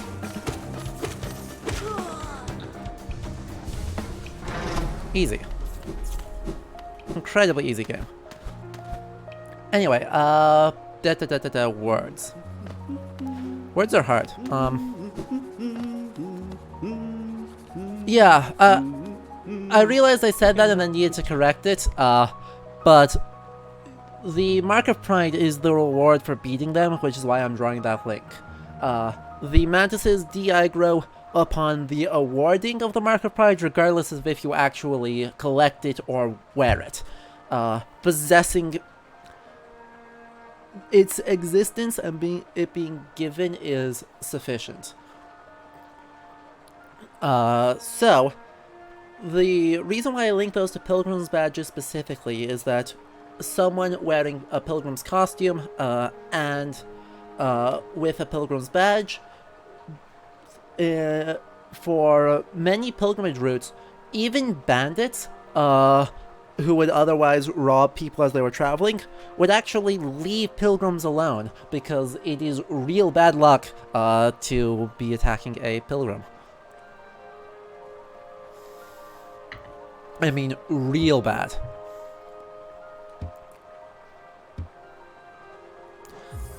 And so they, bandits didn't. Some of these pilgrim's badges are kind of ridiculous, like, one that is extremely, not safe for work, so I will not show, but has multiple instances of, male genitalia with legs traveling on the same badge, and it was actually worn. That museum piece, the wear on the back of the pin, suggests very clearly that it was worn, which is hilarious and definitely not relevant for the chill things of this game. Anyway, those are, in my estimation, extremely relevant link to what the Mark of Pride does, and therefore ends up being a medieval, kind of accidental medieval reference, because I definitely don't think that this game is intentionally... Ow, could you not? I'm gonna have to drop, and he'll also open this before I die. Oh, I already did. Okay, good. Hey, you suicided. Good job. Anyway, City of Tears. Having talked a little bit about, you know, charms there, and the two kind of accidental references it is making, actually, no, let me finish that thought. I do not think Team Cherry is aware of these medieval contexts, when they are making the game, and that they were drawing on it deliberately. However, deliberately or not, they do, I think, compellingly draw on it, because that is part of our kind of understanding of the Middle Ages, mediated through fantasy, is that is just part of the course.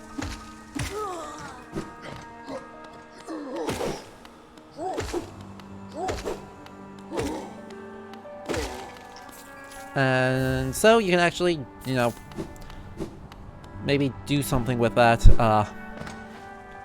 and in these references, make something actually, you know, really relevant, and useful in a fantasy game. Because of course fantasy, and distinguishing between fantasy influence and medieval influence is extremely hard.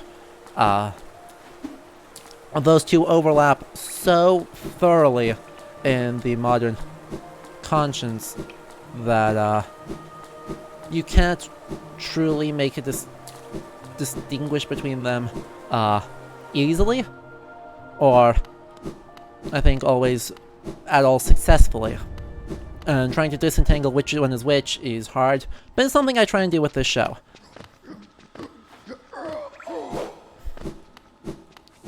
Anyway, the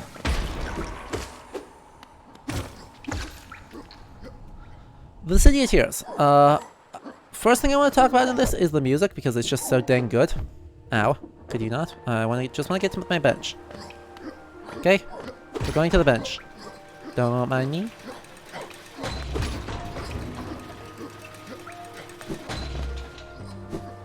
Bench. Okay, and the music here is something that is pointed out, but very much fits pop cultural ideas of the medieval. Particularly, the idea of church music, kind of representing purity, in fantasy, Catholic hymn music, in some way, being reflective of some kind of nobility and purity. The distinguishing feature of that is the extremely high, clear female voice. Is something that is deriving straight out of the Middle Ages, even though none of the instrumentation used is medieval. Is a association with the Middle Ages with, doesn't actually matter if it's actually based in historical medieval music, which it largely isn't. It sounds very different than Gregorian chant, but that doesn't necessarily matter. And now we have the smith. I hope I have enough money. I do not have nearly enough money. Okay, let us go and sell one of our relics with Lem, and then we can go off and hopefully try that again. Sploosh. Hey, there's a parry. And we are still running around with only 2 souls bits. I may at some point intentionally die just to get my soul back, because you can only have 1 shade out in the world at a time. And if I die, then the one at the Mantis Lords is lost. Very Dark Souls. Which of course is another point where this game draws reference that should probably not be understated, is that Dark Souls has had a huge influence on the idea of medievalist fantasy in modern games. And of course, I think next stream on Wednesday is going to be Dark Souls 2. So we'll get to talk about it in a lot more detail then, but it is definitely a relevant point of... Oh, I goofed by not going down earlier. Whoops. You missed me run around in a circle and then realized I didn't open the thing I needed to open. You missed me talk about the music here, because this music is just so dang good. But anyway, let's do plot. This was not pointed out by me, this was pointed out by to me by a scholar of historical music.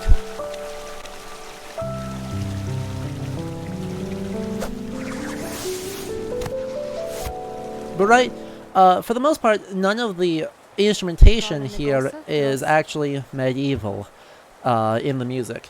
We've got piano, we've got violin. In the Mantis Lords fight, we have harpsichord. All of those are early modern, or modern.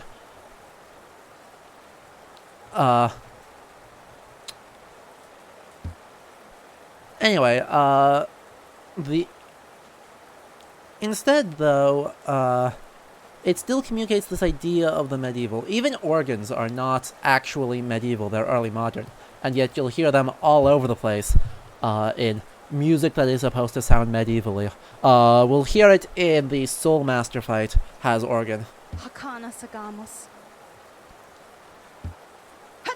And so that is definitely a place that has reference. But it also double works because with all these lampposts and glorious giant statuary, the reference here in the City of Tears is, again, very modern, and so using modern instrumentation, despite still communicating this idea of fantasy medieval-y music, it just works.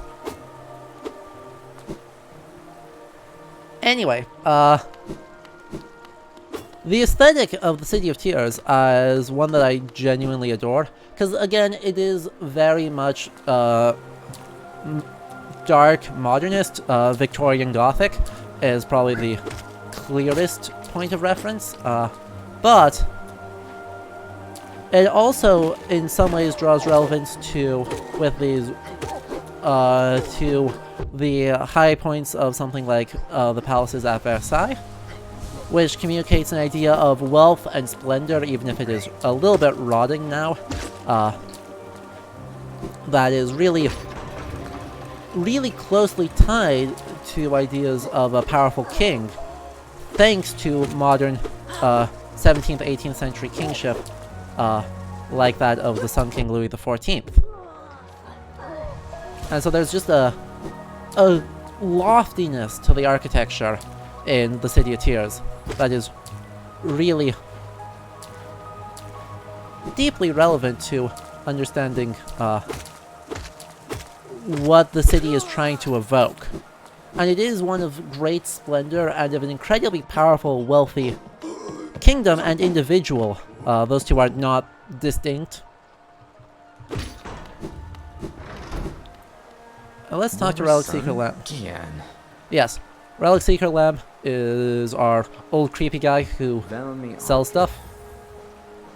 Or that we can sell stuff to, and wants random things, but knows a lot. You know, the kingdom's 5 great knights. They're revered figures of Hellenes, often mentioned in the annals of the kingdom. Annals is a particularly medieval style of chronicling history, so there's a nice little reference there. But, well, okay. But I sold the one I have. That's all I care about. Because selling that one means I can run across here, back to the smith, improve my nail, which will make Soul Sanctum a heck of a lot easier. Because Soul Sanctum is up next, unfortunately, for me. But, there's plenty of juicy things to talk about with soul magic, and what that actually means. Yeah, Friendly Nobody. You're absolutely right. Organ and piano are Gothic and classical, but both of those end up being tied in ideas of the Middle Ages too. It's not contradictory, even though the organ arises in the Baroque period and then gets attached to Gothic cathedrals. So, Gothic architecture is medieval. It is 14th century. So something like Notre Dame may be rebuilt better than before, but also Salisbury Cathedral, Durham Cathedral, and some of those are all closely related to the later Middle Ages, but originally they don't have organs in them. Organs are developed in the 16th century as the architecture is moving towards something like St. Paul's Cathedral in London, which is this very bright, white Baroque style. So, yeah, it is associated with the Gothic and with the Gothic, Victorian Gothic, but it's a retrofitting of a later musical tradition into late medieval architecture. Which is super neat. Oof, voice crack there, hello. It is super neat. 4. Good, we have trimmed off 1 hit off of these, which should make our whole job a little bit easier. Ow. I really should do that intentional death soon. That's okay. We can head straight up back to the bench, and then from there go into Soul Sanctum and be okay.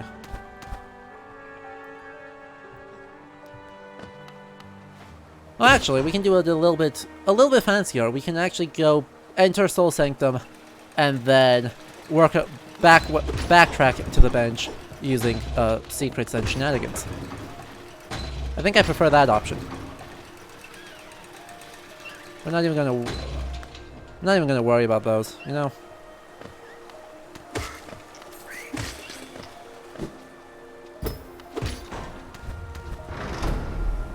Yeah. nothing valuable enough there to worry. I think if we can get to Soulmaster, then I'll take my break, and then we'll try and push on a little bit farther, showcase some of the other stuff in the game. This should be a different place. Yeah, that's the one we can't get to yet. Up here, and off we go. So, if you guys have been enjoying this so far, firstly, I'm glad, and I've seen some faces that I haven't seen here, like Friendly Nobody. Welcome. I hope you've been enjoying this. And, ow. He freaking wrecked me. This dude is actually owning me. Oh well. That's fine. We're good. And so we enter Soul Sanctum with all of our super duper organ. Almost. There it is. But, before we go there, I need to actually bust through this wall to go rest at the bench. A lot of people don't know, about that. Yeah, so I do this twice a week, showcasing different games, sometimes doing series. So coming up soon will be a whole lot of Assassin's Creed, because my degree specialization, I have one degree in medieval studies and one in specifically medieval Norse. But that means we kind of just chat. I try and at least have one coherent thing to say each stream, which is not a high bar, but it's pretty much all I can manage. And so... Ow.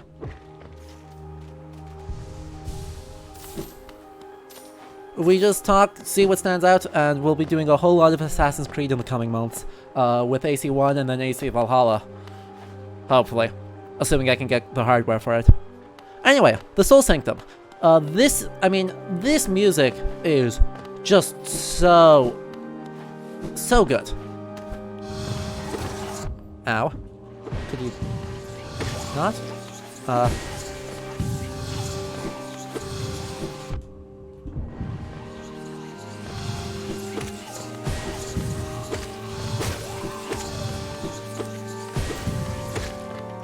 Nice.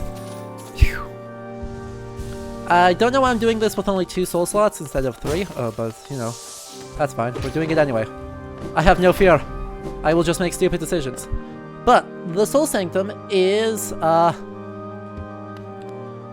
very much reminiscent of kind of ideas of alchemy and of magicians trying to find out the secrets of the world, which is something that is to some extent based in genuine medieval thought, but is taken to an extreme that does not necessarily apply. And we have our magic warrior here, as he is.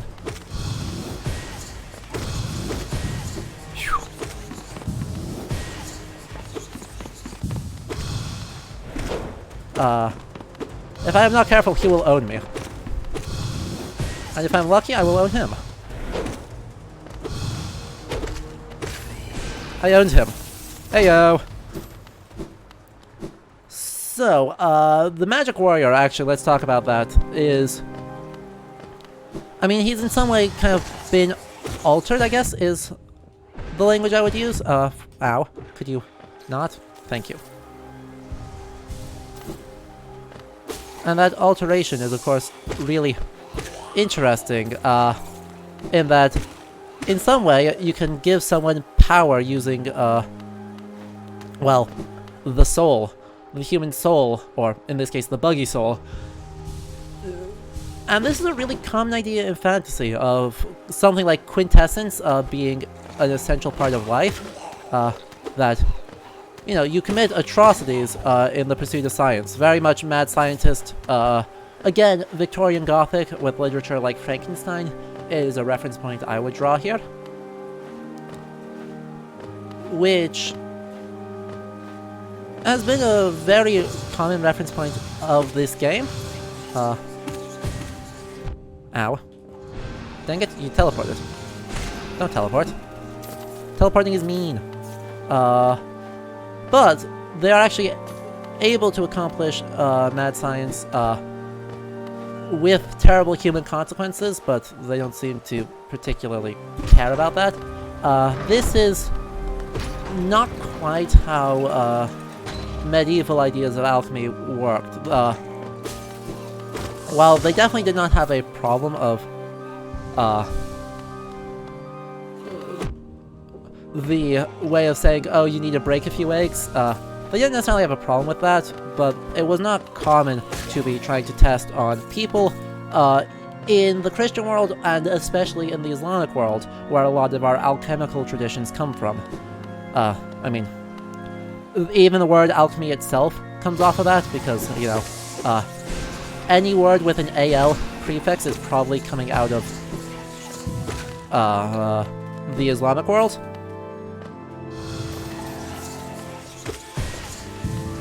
Even if it comes also off of a Latin root,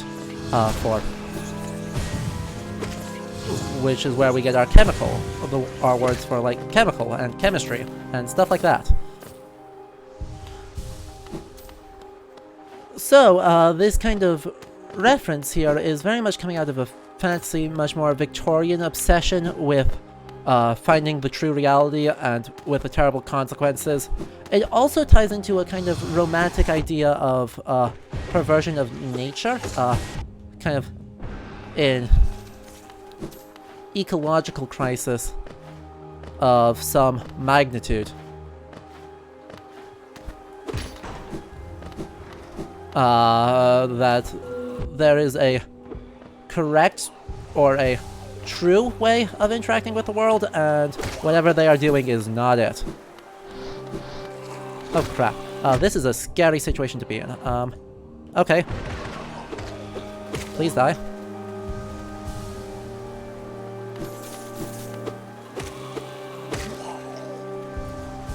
Phew! Thank God for magic.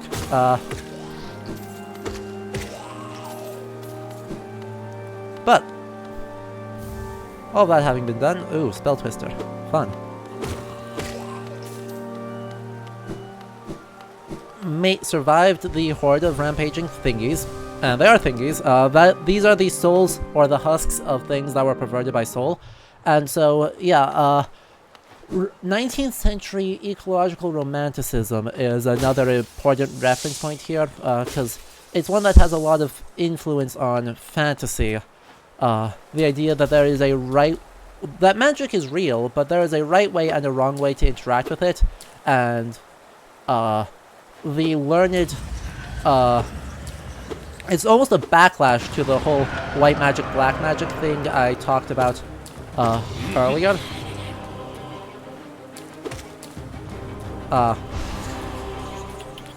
Crap, walked straight into it.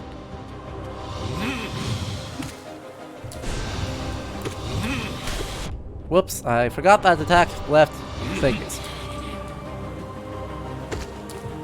We should be able to heal off of this, and dash back through.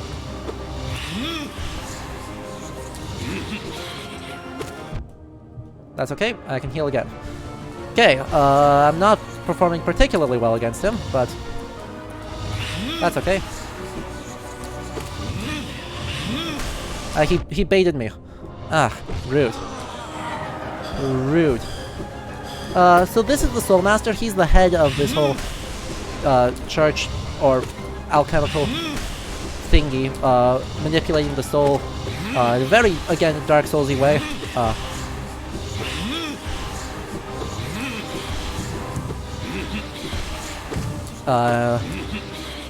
In order to do stuff and to attempt to find a cure to this plague, which alchemy as a response to plague or is a genuine thing. We talked about it more with the Plague Tale Innocence one streams, which the VODs can be found on my YouTube channel for that. But there are alchemists who kind of emerge and get their interest in alchemy coming up. Crap, I screwed that up horribly.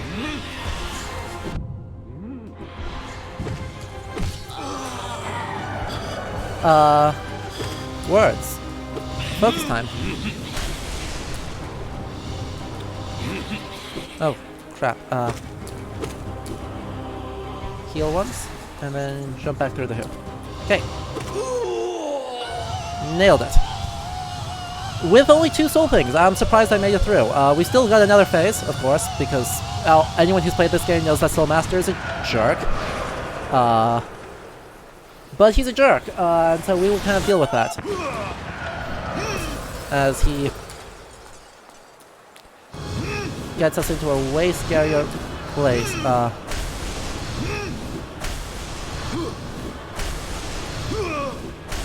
He's just gonna kind of...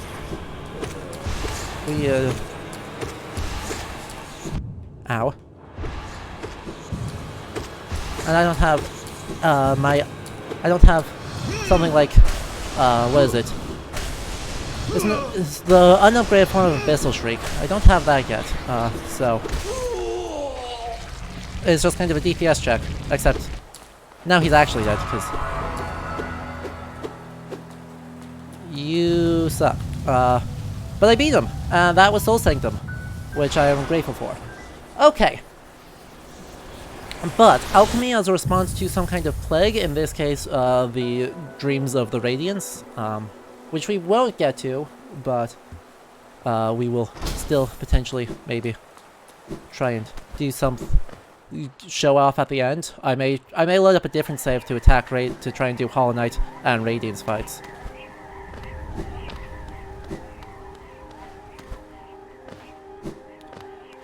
Anyway, don't need that. Up here, thank you, chests. With lots of money. I like money, and, let's see. There's something here, hello. More fancy things. Hello, fancy thing? Spare a thought for those consumed. Through their grace we are evolved, no plague of mine shall overcome us now. Notice that they were actually wrong on that too. That yonder plague of mind, which is of course exactly what I was just talking about. What was his name? Rupert, someone de Rupert Chissa, is an alchemist who, in response to the Black Death, starts actually thinking about this while he's in jail for unrelated reasons. Hey Leander, glad you can make it. And so, this relationship of, in some way, alchemy or manipulating things as a solution to plague is a genuinely medieval one that this game draws on. It just also happens to fit quite happily and nicely into fantasy constructions of the medieval Gothic mad scientist. Or the Victorian Gothic mad scientist, not the medieval Gothic. Okay, this is a scary room. We're just gonna hide in a corner, and the corner protects us. The corner preserves us. Okay. Turns out pogoing into follies is a mistake. But, you know, this is a good example of this kind of backlash against the argument I said earlier of like white magic and black magic, of the early modern argument that erudite, university-educated people do white magic, and really doing black magic is the thing that poor people and women do. Educated men aren't doing that. The backlash to that is the idea that female figures, such as the snail shaman, who are all female, they're all sisters, are in some way the correct or true practitioners, being closer to nature and engaging better with stuff. And so their magic is okay, while this erudite artificial magic and research causes problems. Neither of these are, of course, in any meaningful sense true, but it is a critique in some significant and interesting ways of previous ideas, just being a continuation of a very lively culture of debate around the supernatural and the ethics therein. So, yeah. There was my coherent thought for the day. Now you get to listen to me ramble more. But, you know, as we exit this, I just want to re-emphasize with all of these kind of finely wrought thingies, and etc., these fine wrought iron windows, just how much like modern erudite things like Versailles this draws on. And this idea of splendor, even if it's hiding a terrible underbelly, is interesting. So, we're gonna take a quick break here, while I'll run a brief ad break, because I need to replace the ice pack. It has been over 2 hours, and my computer does not have a very good cooling system, so I have to supplement it. So I'm gonna run a brief ad break, and we will be back in a moment. If I am not back by the time the ad break ends, you can just listen to the sweet, sweet tunes of the City of Tears. Okay?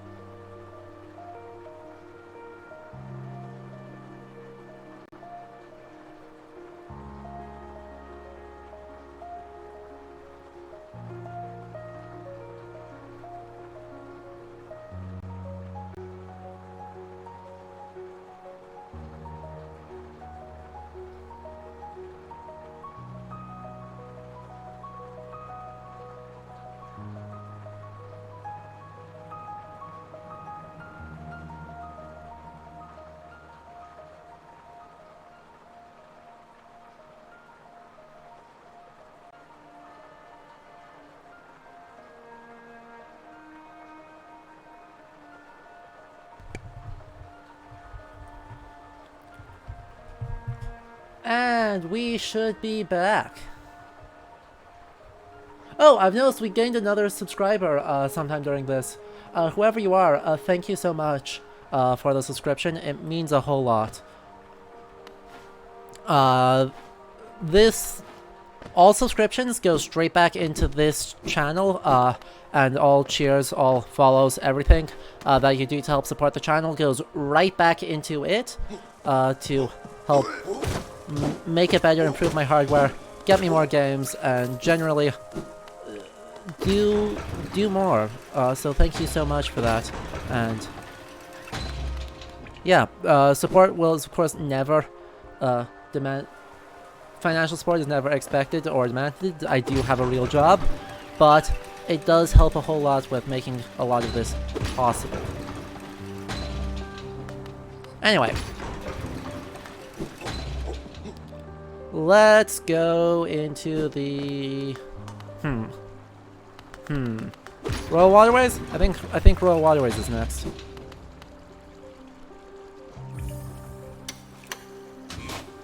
Because we've done everything we can for now in City of Tears, so let's go. And by the way, Leander, I love this game. I've got something like 70 hours in it, so, across all files. 50 on my very first playthrough.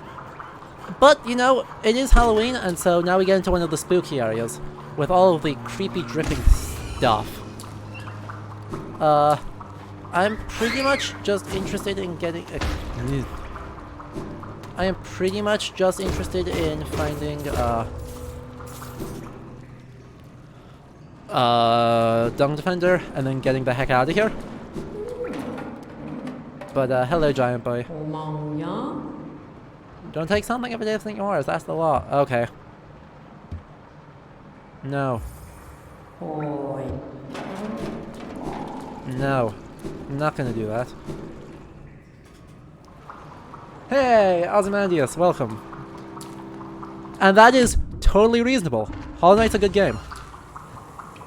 I am still running around while my shade is existing way off in yonder Mantis Lords. But, you know, we should, if we can get to the other exit of the Royal Waterways, then, you know, we will be in the right spot for taking on the Mantis Lords again and trying to do less badly at it. Also, yeah, the sound design in this is super gross, and in the best way. In the absolute best way, the sound design in this is extremely gross in this area. Communicates a lot of good things. Oh, well, that was awkward. Let's try that again. Hello, bench. Oh yeah, Godseeker is over this way, isn't it?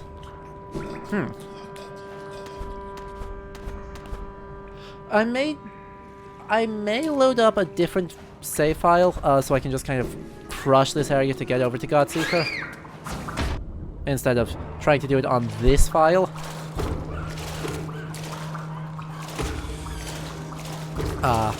Just because there's a whole lot of game that we're not going to get to. I think if I can actually just get through today, I think all I can realistically get through on this particular file is going to be the getting to Deepness, being the Mantis Lords, and going to Deepness that way. There we go. Made it past. So, maybe we'll just focus on doing that, and then I'll switch over to a different file, from which we can go look at some of the other stuff. Because Godseeker is super interesting, in that, you know, it talks a lot about, suggests a lot about, religion, and kind of the various approaches, to religion this game has and takes. Which is not... I hate these things. Really? Anyway, that was nearly awkward.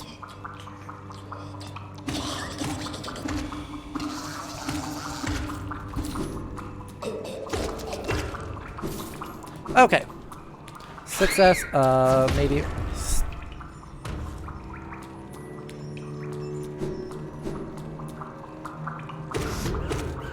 Very maybe. 2, 3. Okay. God, I hate the flukes. I hate flukes so much. And Godseeker is annoying to get to, but,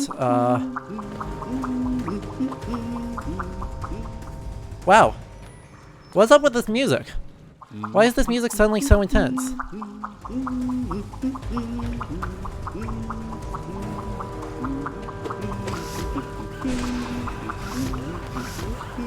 Wait, that didn't kill it? I hit him point blank with the thing.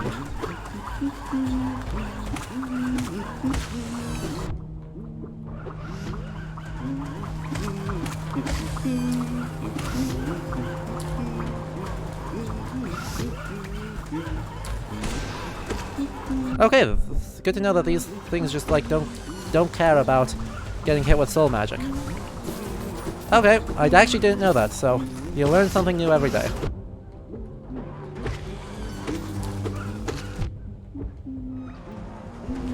But yeah, Godseeker's annoying to get to on first run, but I can do it with the, on a different file, I can do it with, the shortcut to get to the back end. Okay. Anyway, we survived. We did not die.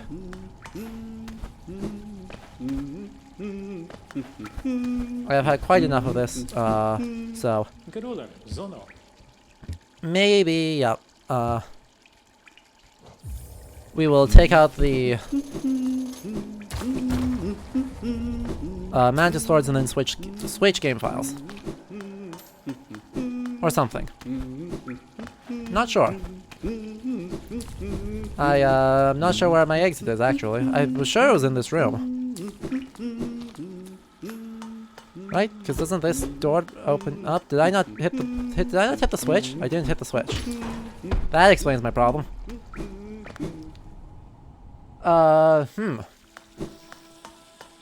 That would make some sense, I guess, kind of. Yeah. Anyway,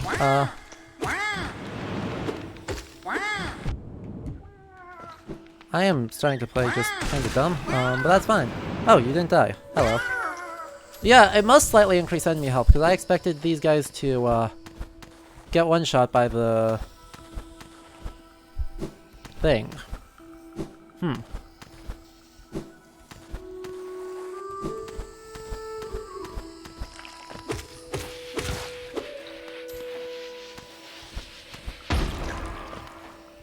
Oh well. Whee! Platforming challenges! Platforming challenges! Platforming town. Okay.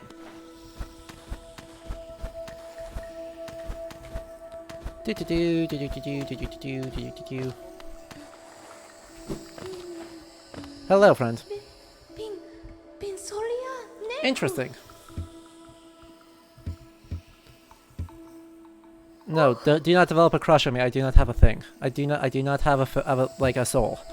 I absorb other people's souls. This is not a good look.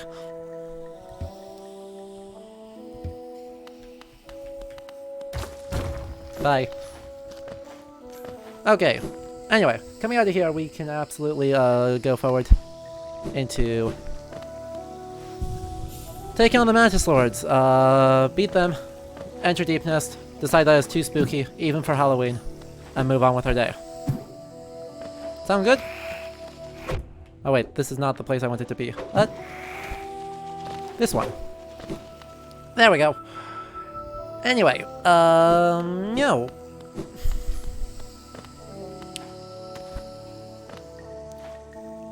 Trying to think of what is up next to kind of talk about. Because we got to see City of Tears, which is the important one.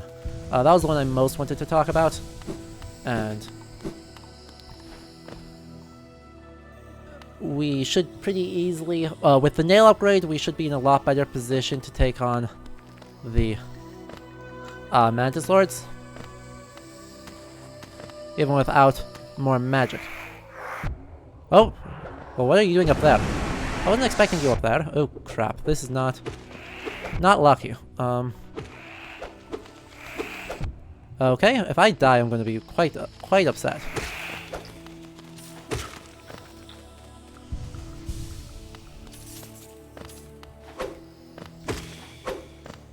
Okay, that is a health, which is all I really cared about. Okay.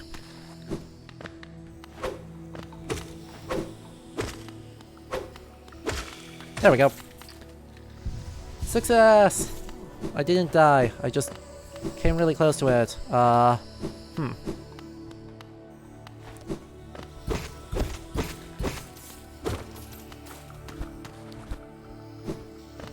actually need to get another thing. A little bit more soul off of that, because I want to be at 5 health walking in, even if I have no soul. I want 5 health. Okay, Mantis Lords 2.0. We can challenge them again, and they are still cool with it. And we will own them this time, or something. Just need to not play dumb. Whew. That was a nearly immediately played dumb.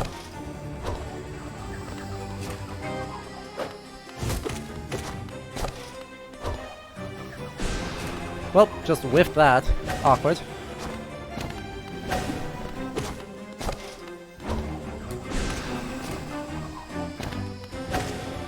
And keep bouncing, and off we go.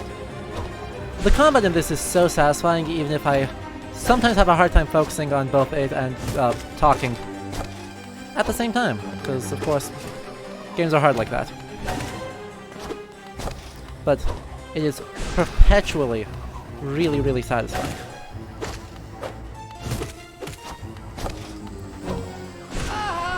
Wow, that went a lot better. Really quite smooth. Oh, okay.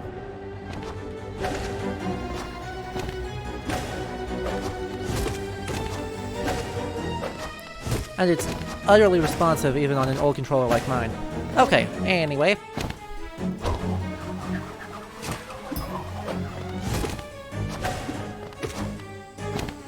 Okay, this one is gonna sit there. Just look down and it's fine.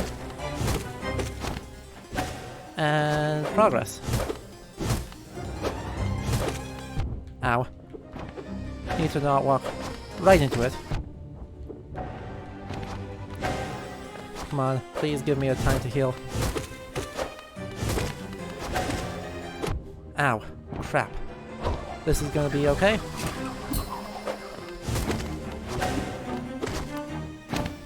This is gonna be okay. And then we can just jump over that. And then jump again. Killed one. Nice. Easy. Easy as can be.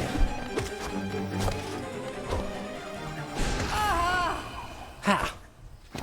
So the music is so good, and get wrecked. Get absolutely wrecked, Mantis Lords.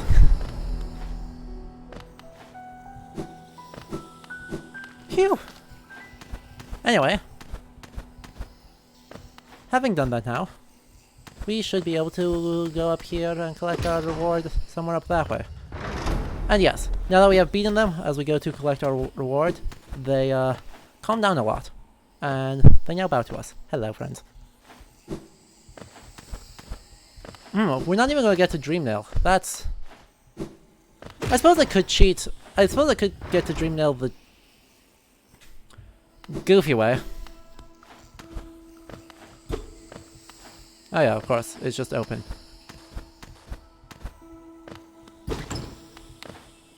What do you think? Could we do the speedrunner cheese to get to Dreamnail before we switch files? Or should we do the cheese to get to... speedrunner cheese to get to Dreamnail? I mean, we're going to walk into Deep Nest first, but then we might do something else. Deep Nest is the most deeply concerning of the whole lot, because of course it is. Stop it. Let me do the thing.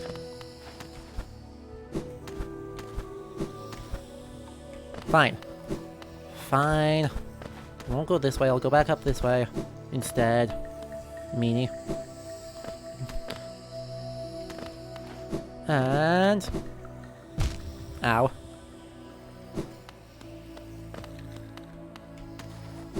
Oh, okay. Back out into Mantis Lords land. Wait, did I not actually grab the Mark of Pride? Did I actually do that? So, I'm dumb. I didn't actually grab the thing.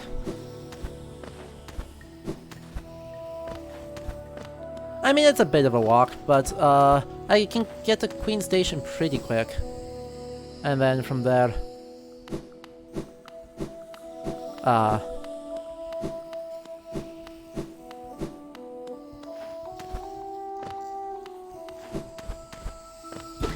I mean, nothing in...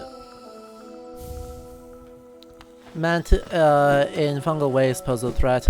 I can just warp to, instead of exploring Deep Nest, I can warp up to Crossroads, and then Salubra's hut is not hard to get to. So, all in all, shouldn't be too bad, assuming I can remember my directions. Anyway,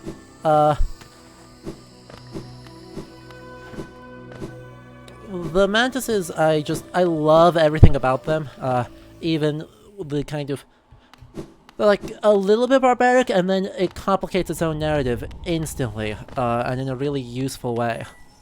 Anyway, Deep Nest is spooky.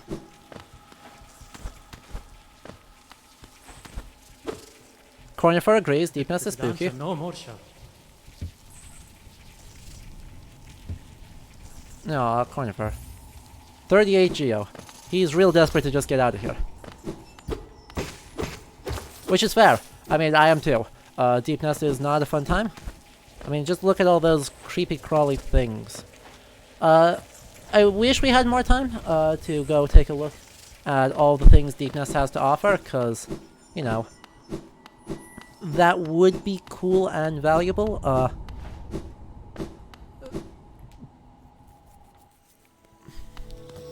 But it is very much, again, a fantasy trope of kind of this great battle at the gates, and the Mantis tribe had to seal it off in order to protect everyone from the spiders, and they stand guard over it and stuff.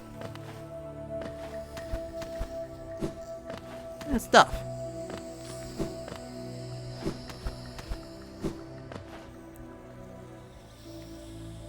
It is... I mean, it's a cool look.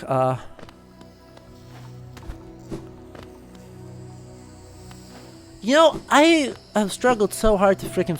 since my first playthrough, I haven't actually found the Weaver's Den.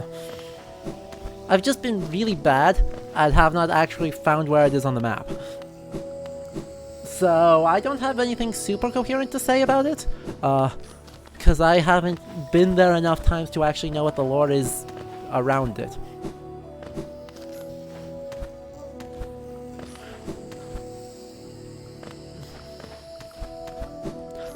I know approximately where it is, but then I just can't ever find it in the mess that is Deep Nest.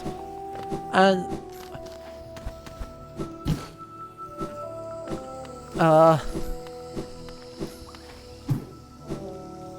anyway, one thing that we don't get to... that I won't get to on this showcase, though, is Kingdom's Edge and the Worm. Which is, of course, deeply important for lore.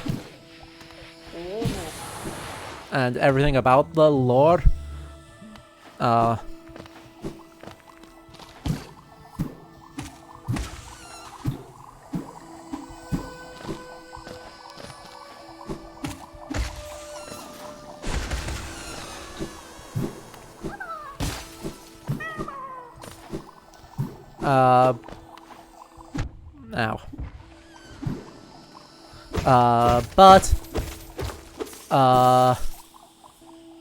It suggests something really interesting about, you know, kingship, which is kind of the last coherent, like, semi-prepared thought I had. Because, of course, the idea of being the king is deeply, deeply important from the very beginning of the game, with the poem that Monomon created. It's one of those things that really suggests a particular kind of kingship. I am not taking the right way to get to, oh, all the way over to, Queen Station. Whoops. Oh well.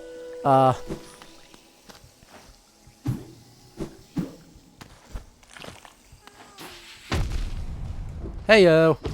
I mean, that was completely useless, but it was a nice damage boost. I felt good about it. I'm not going to try and... yeah, alright. I can probably make this one.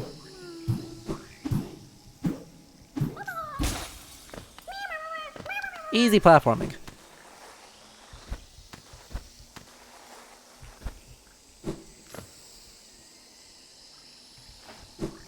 Ah, whiffed it. I'm not gonna try that. No real reason for me to try that. I don't really want to die and have to do this again.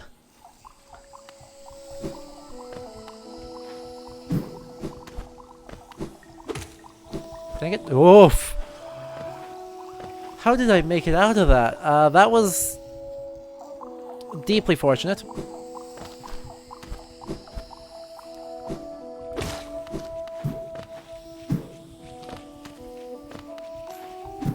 Anyway. Which I need to go up.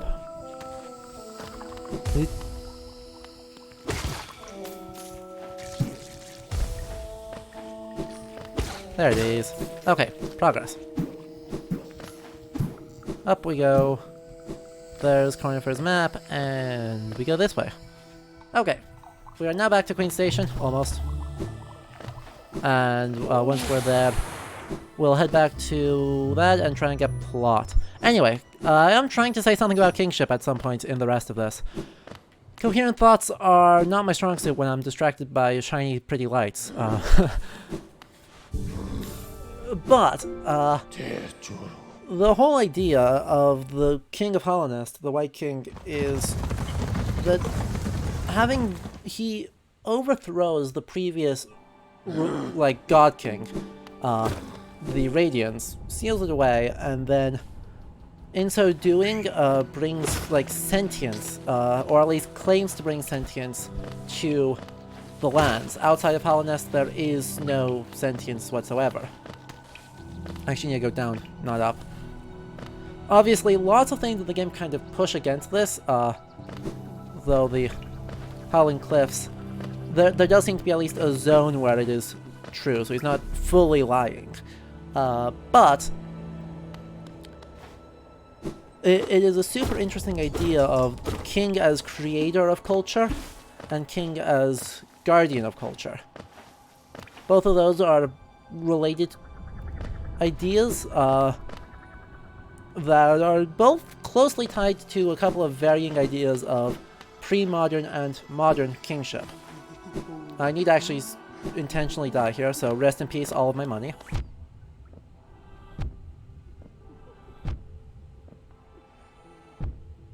Rest in peace all of this money. I didn't rest at the bench. Oh my god, I'm so dumb. I am so dumb. Oh wait, I did rest at this bench. Okay. I rested at a recent bench, which makes it somewhat better. I am still dumb, but I am only a few rooms dumb, instead of ridiculously dumb. If I was way back in Fungal Wastes, having just thrown away all of that for no reason, I would have been mad. Yeah, so... You warned me. I was like, I know what I'm doing, and then I did not think that go through all the steps. Whoops. So, we're gonna bench this time, cause... Yeah, that's a kind of important detail. Ow. I'm going to bench first. But you are aggroed, which means I can go... What? Hello?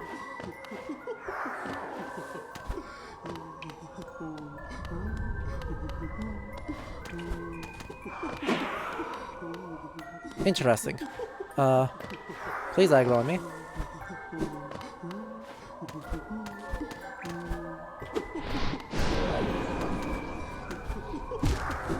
Ah, dang it, I was in the right spot too. I just dashed the wrong direction instead of getting onto the wall. Okay. Well, unfortunate. We'll have to take a look at the... No, that file has already beaten the stage totally. Oh well, I tried. I can find my shade, but now I need to, I did bench! I did bench! I benched while the first time he was chasing me. Oh well, we tried. We made an attempt. I'm not going to worry too much about it.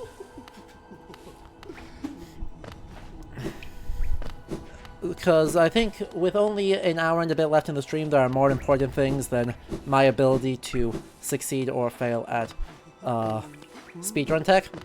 So, we are going to exit out to main menu quick. And then I actually need to run another ad break because I really quite badly need to pee. So we'll do that. I'll leave you on title screen music, and then we'll load up a different save for the last hour to kind of look at some other stuff and talk about the White King with hopefully a little bit more coherence. Sound good?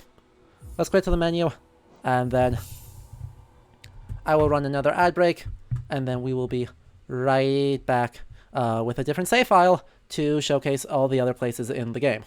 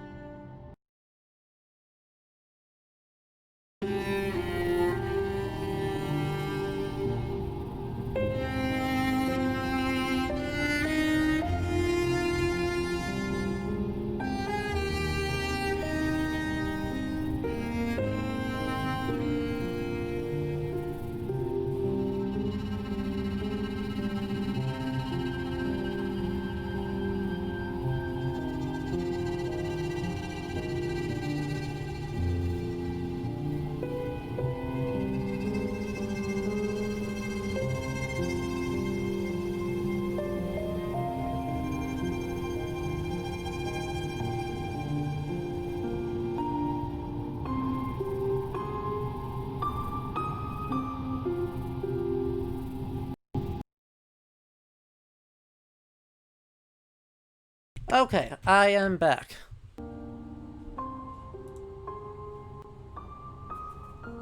Let's return now with another save file.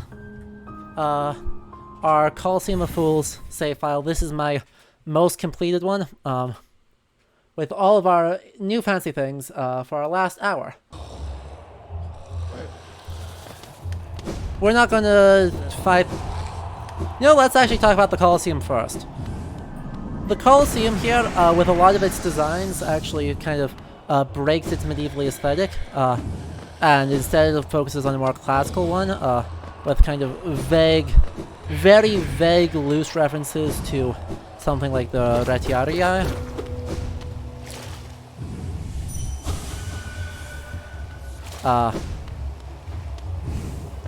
But, I haven't played this file in a while, so we actually have more things we can do here. Like, bust up this. And go fight this guy and do Godseeker stuff, maybe? Don't know. Whee! Oh yeah, actually, I appreciate all of that.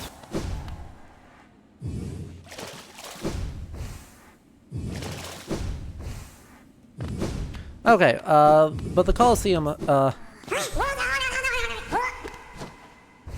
is very much a...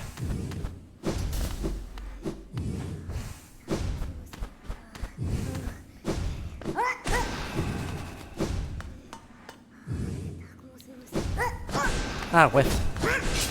Really? Did you just own me twice? Ow. Rude. Rude. Oh right, I have Shape of Un on this one. Whoops. I don't know why I have Shape of Un. It's not actually a good charm. Ah, die. Ow. That's okay. Progress.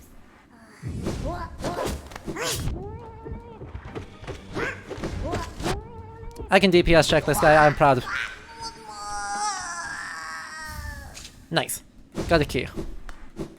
All that for a simple key. Whee! Anyway. Let's see. Actually, should go up this way.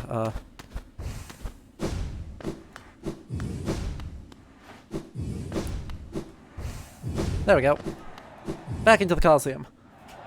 So, this guy is important for Godmaster just because we need the key, but overall, the idea of these big bloodsport arenas is far more classical than it is medieval. But the judgment here is, while it is valuable, it is also foolish. That, quite literally, only a fool would dare throw away their life for the sake of cash. Like we are about to actually... like we do with these. I'm not going to try the Trial of the Conqueror, because I don't think you guys want to see me flub my way through that while failing to say coherent things, and we have far more interesting places to go. Like talking about the, what's-his-face? The White King. So, I've been trying to get coherent thoughts about the White King for about 3 years, and I haven't really succeeded. So this is definitely going to be, to some extent, kind of spitballing. Oh yeah. They've created some new charms since I last played on this file, so I no longer have 100% of the charms. Because, like, Dream Shield wasn't there, the Grim Child isn't there, and obviously haven't had a chance to upgrade these. Anyway. The White King is one of the most interesting figures to me, in the whole thing, because, while I don't think we can easily get over to Worm, we can go into the White Palace here, though, to talk about him, while I'm bad at platforming, instead of being bad at everything else. But the thing that makes him so interesting to me is the idea of kingship in this game is really kind of specific.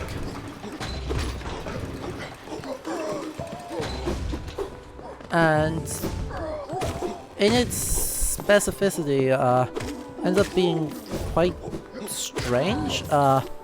So what are the characteristics of the White King? So firstly, he is, as I said right before the outbreak, he is a simultaneous creator of sentience, but of culture, and he is the patron of it. This conflates kind of two ideas of medieval kingship. So the first one is that the king should be a patron, upholder of laws, but also upholder of arts, which is a very kind of... I need to switch up charms, sorry. Oh, right, I don't have the ability to do that yet. Where is Bench? Oh well, we can dream nail this guy and move it and get him that way. So he conflates the ideas of both king as sacral entity, but also king. Thank you, Celebra. I do want Nailmaster's Glory. I do want Market Pride. I do want Quick Slash. I don't need Dream Wielder.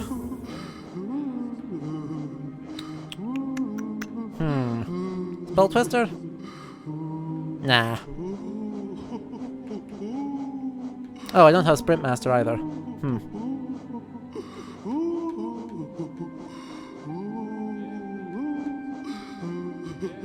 Let's see. What's a good choice here? High Blood is really good here, but gonna just not be bad, and then it'll be fine.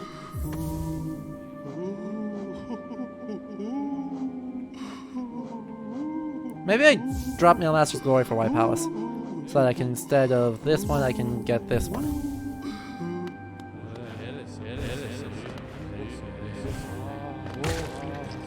We can just do Great Murders. Anyway, here's one that is even more explicitly kind of based on Versailles and modern ideas of kingship, and quite literally a very absolute kingship. The king is beloved by everyone, and kind of deals with the troubles of the world on his own. He is, in a very real sense, Hallownest's heart, and without him, Hallownest falls into ruin.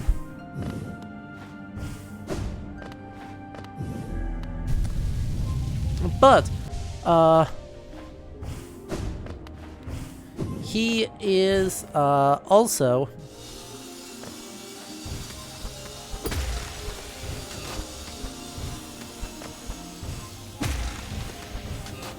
crap. Screwed that up by just panicking. Ow. Rude.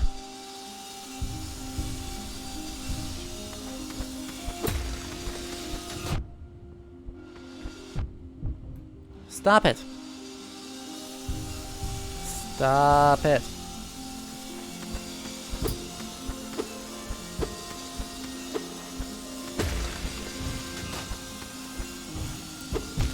Nay. Hey, well, this is such a strong beginning, isn't it?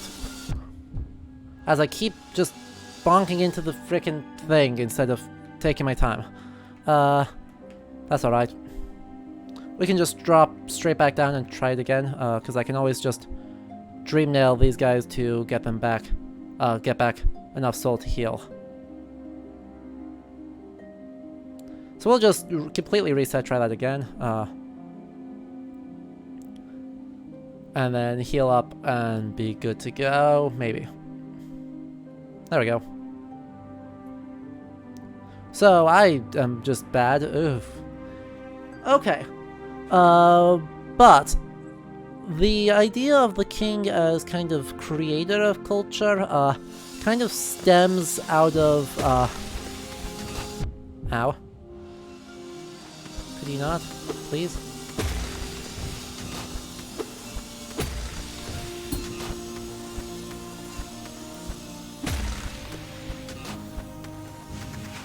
That's not enough.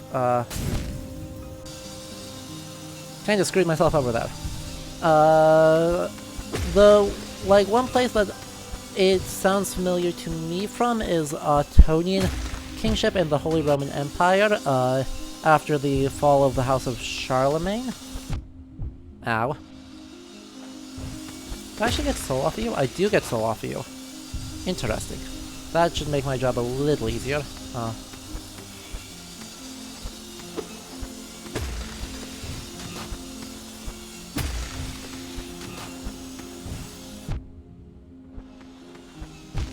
Stop it! Jeesh. Okay, I am not playing well, but eventually we'll get through this first part of the frickin' White Palace. If it's not obvious, I am not going to do Path of Pain, because I am clearly not in a position to do Path of Pain. Yeesh. Oh well. So, the sacral kingship is the idea that the king is determined by God, and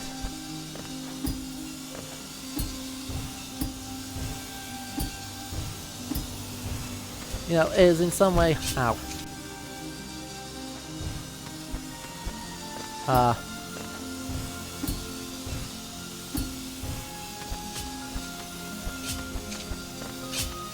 is in some way determined by God and is rightfully is therefore rightfully the someone specific is supposed to be king, and it is he's right, truly, and so this kind of goes against the earlier idea, which is that the king is in some way approved. Shit.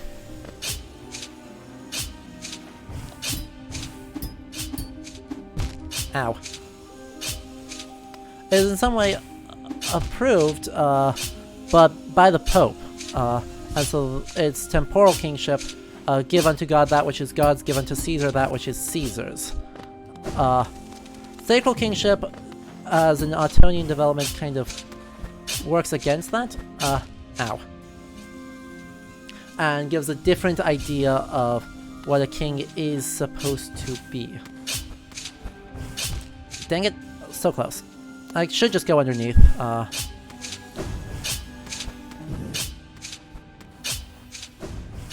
Nope, not gonna make that. Okay, on the back here, that's awkward. So, the other one though, the king as patron, is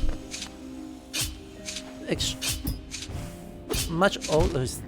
Ow. Is significantly older. Really?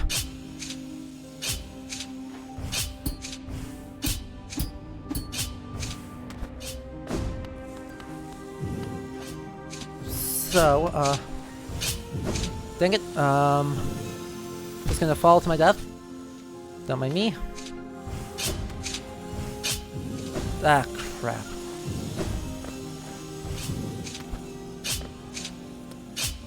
Okay, I'm not playing super well right now, because I'm trying to talk, but king as patron of the arts is old. Charlemagne is a really good example of this, where his palace at Aachen is still one of the most impressive pieces of medieval architecture we have. So as you can see, I am just playing terribly and I'm going to die. But that's okay. Blessed Path of Pain, or Blessed White Palace content.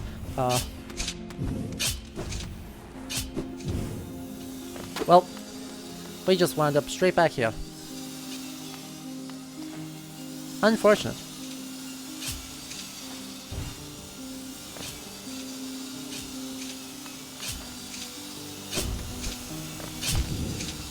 Yeah, I'm just gonna die, it's easier. It doesn't actually matter here, so. See.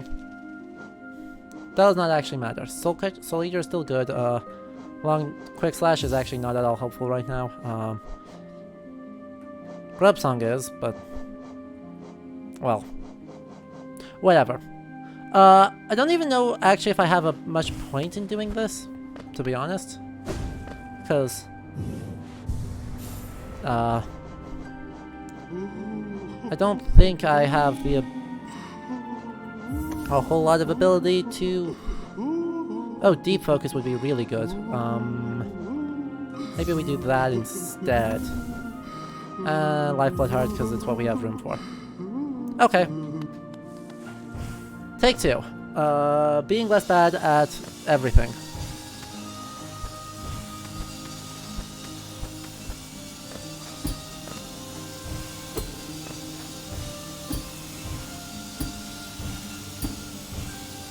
Stop it, stop it.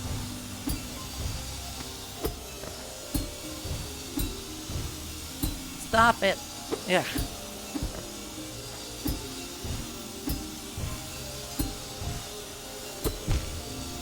Grr. Things are hard to say, and do. Doubly so at the same time. So,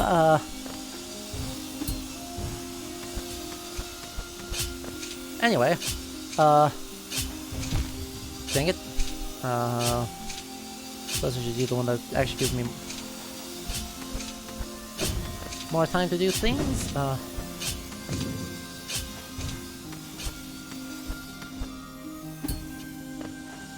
There we go.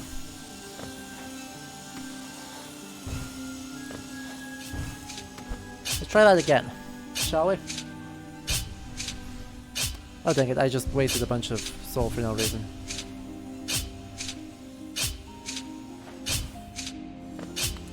Okay,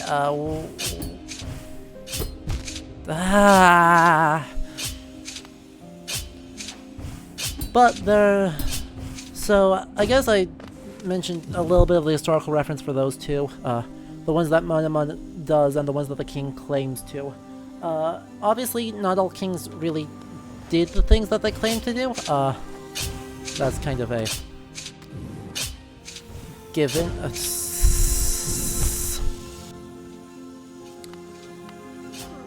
Really, you'd think at this point I'd be better at this. Nope. Should heal.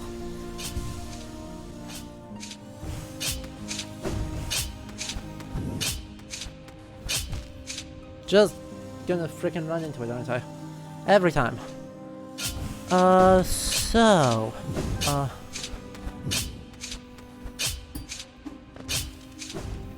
Okay. Progress, maybe, kind of.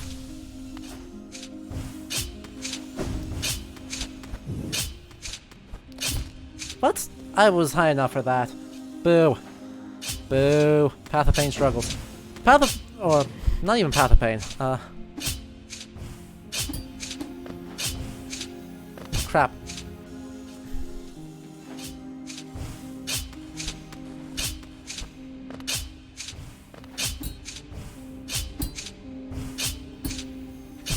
Nope.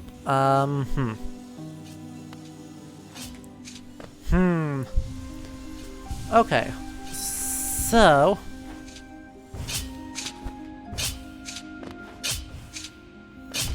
Nope. What else is there to say interesting? I'm sure there's more things. About kings as patrons, Oh, one thing I wanted to say is that being a patron and being completely sadistic, like this, is not a mutually contradictory thing. There's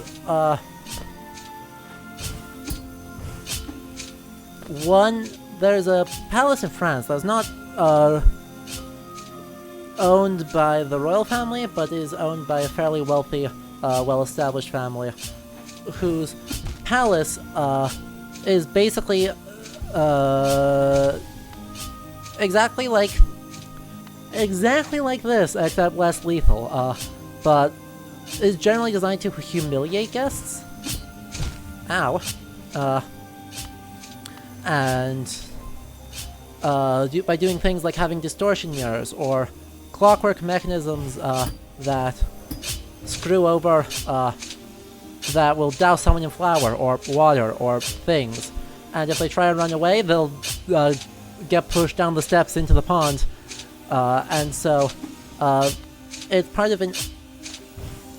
Ow.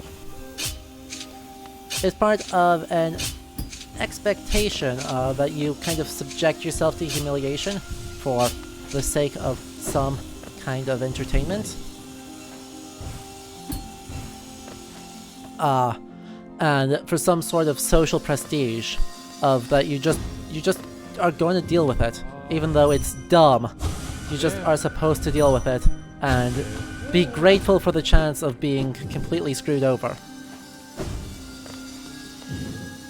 So even this level of sadistic kind of behavior or of sadistic entertainment and inflicted pain is not particularly unreasonable, unfortunately. Yeah, screw that one up. It is fun if you're in on the joke. I can't imagine everyone who was subjected to it was actually in on the joke. Really? I was high enough for that. Mean. Fine. Nope. Just screw that up. I think I'm too low again. But yeah, that palace has all sorts of super fancy automata, which were, well, easily constructible by the 14th and 15th centuries. It's not like, oh, there is no chance of any sort of, a little bit, yeah,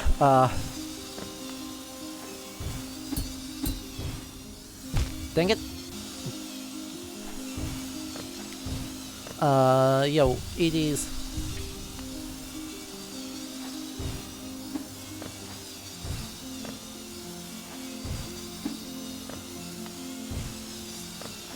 Come on. Come on, stop it.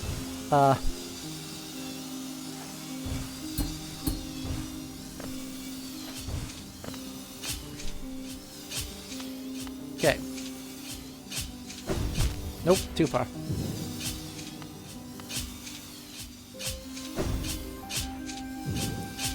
Uh-huh. A little bit.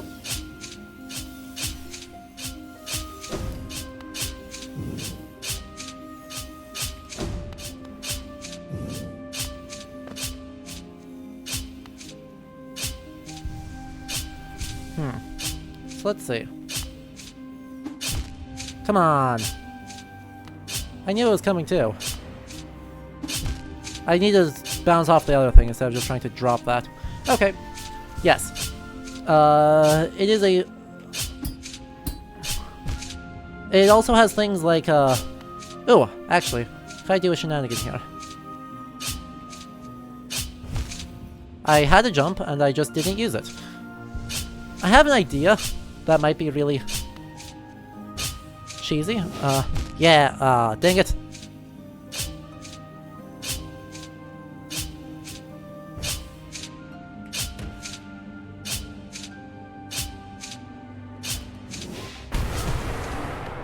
There we go.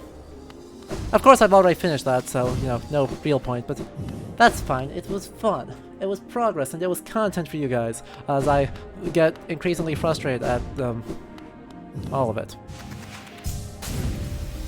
Oops. Should probably not just, fly straight into the face of a thing, but...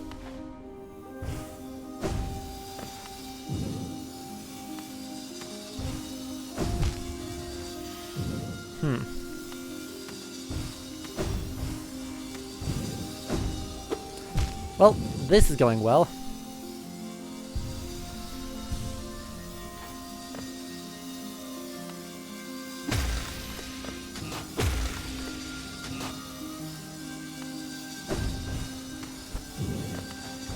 So you,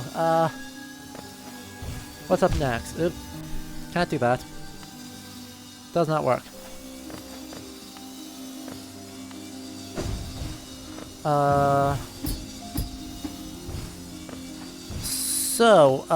More about the White King. Because there's of course always more to say about him, because he's kind of important. Nay.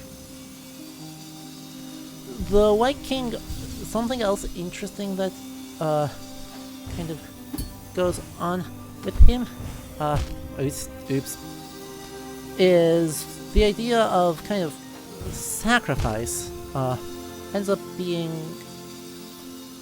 oddly significant for him, and I'm not necessarily sure why, but it is extremely just present,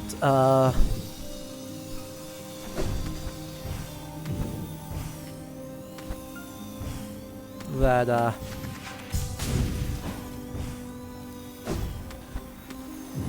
he, has in some way sacrificed himself, for the sake of Hollow Nest's denizens, against the Radiance. And you can if we get to the top, I think we won't see anything, because I think I'm pretty sure once he's fallen off his throne once, he doesn't come back, but we'll see when we get up there. I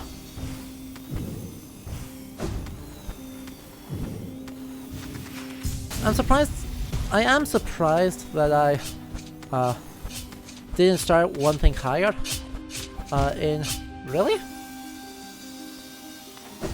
But, regardless, there's this kind of idea of the good king as completely sacrificing himself for his people, possibly on account of some sins that he did. This is a very, like, Arthur is probably one of the better examples. Come on. Arthur is perhaps one of the better examples of this, in modern cultural memory, where King Arthur ultimately sacrifices himself as both consequence and cure, of what Mordred has done. Nay!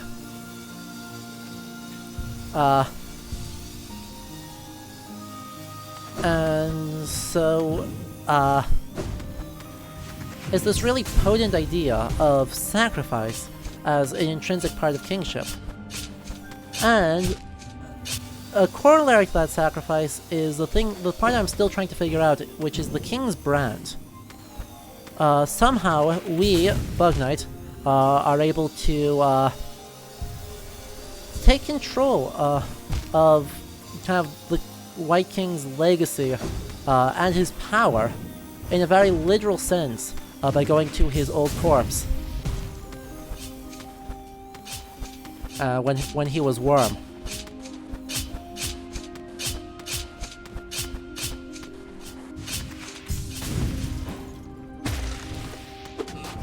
Hey, please let me get up onto this. Thank you. Thank you.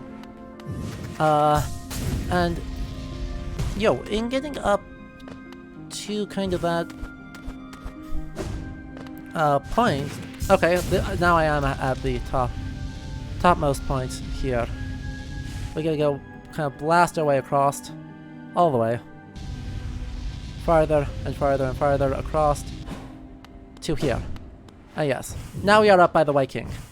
So, I haven't really figured out the King's brand, because what it does is it lets us access kind of his history in some way, in the destruction in the Abyss and in the lives he sacrificed to the Abyss to attempt to create the Hollow Knight.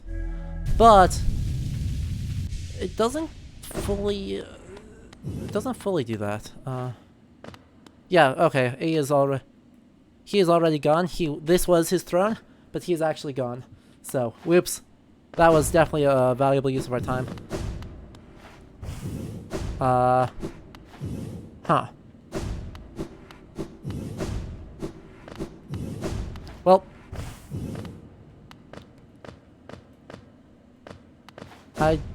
Do I not have a way out?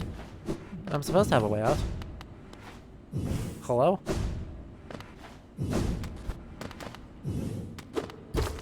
Okay, this still does break. Good. Only one light shall shine against the dark. The worm becomes beacon's mind expanded to yield to devote. Eternity in promise and charge in progeny cursed. Okay.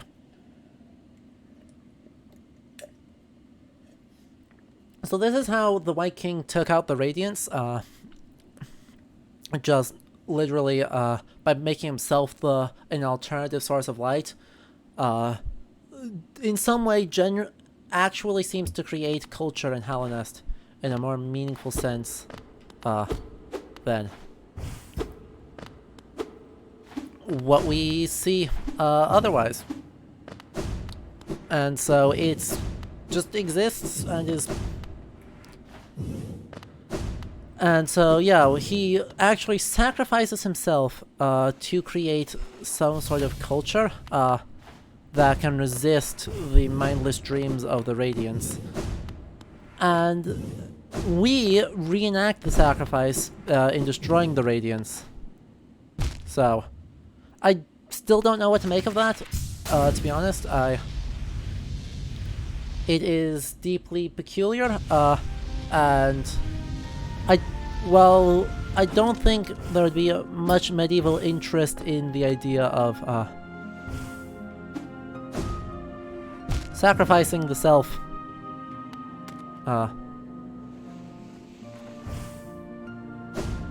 Oh, well that still wasn't far enough. Okay. As a response, or a valuable response.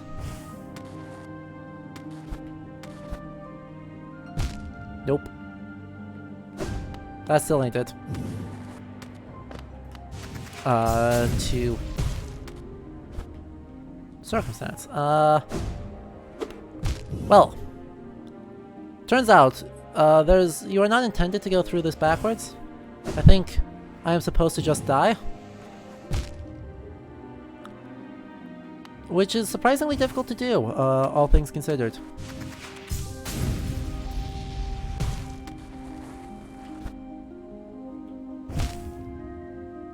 Yeah, I'm just gonna keep jumping off the cliff until... Actually, I can do it differently. We can quit to menu and then go back, and then I'll just reload instead of trying to worry about whatever that nonsense was.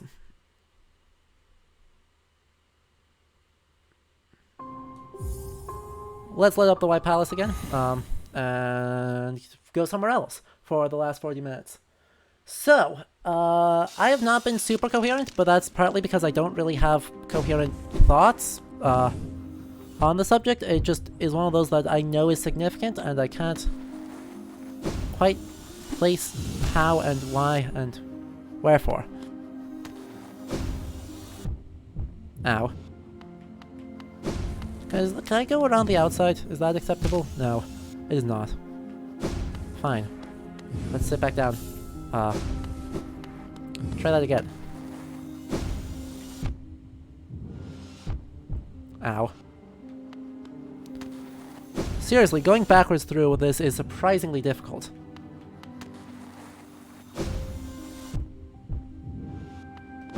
A lot of just getting wrecked while trying to go down. Seriously?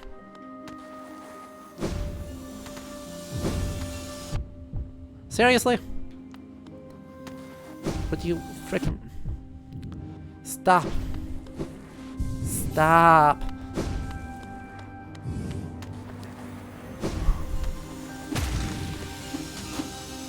There we go. Finally landed it. Jeez. Yo. After this lovely diversion into, the exploration of my inability to play video games good.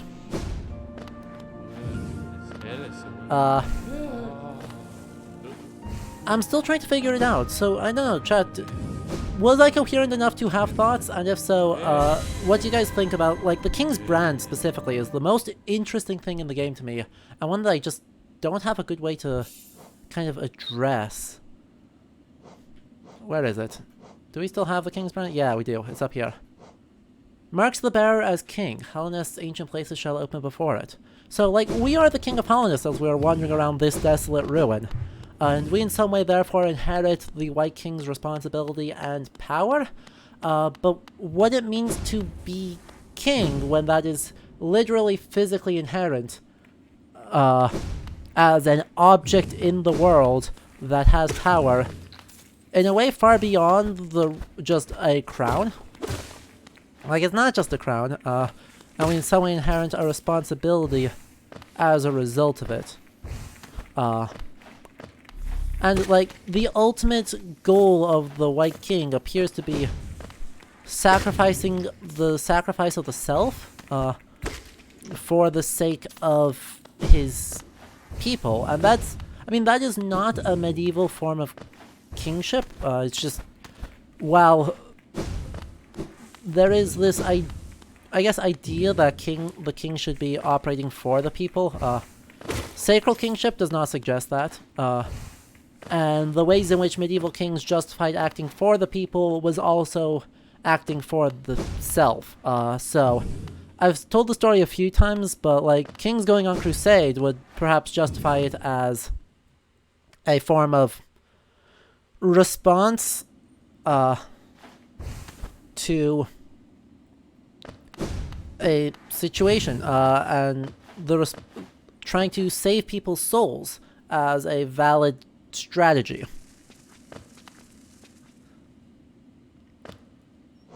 And, well,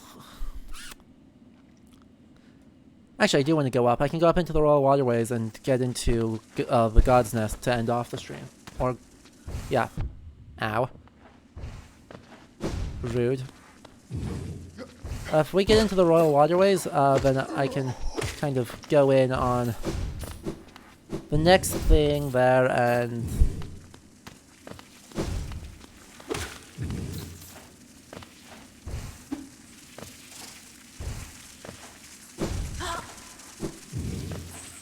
progress. We can do the that weird place, and then do the final boss fight on Radiance to finish off the stream. You know, fun stuff.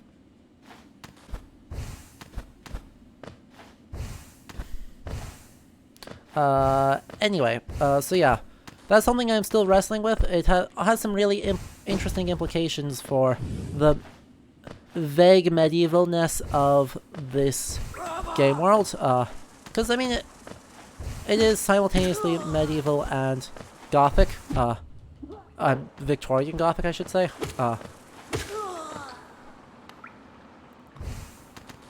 as, like, a meaningful point of comparison.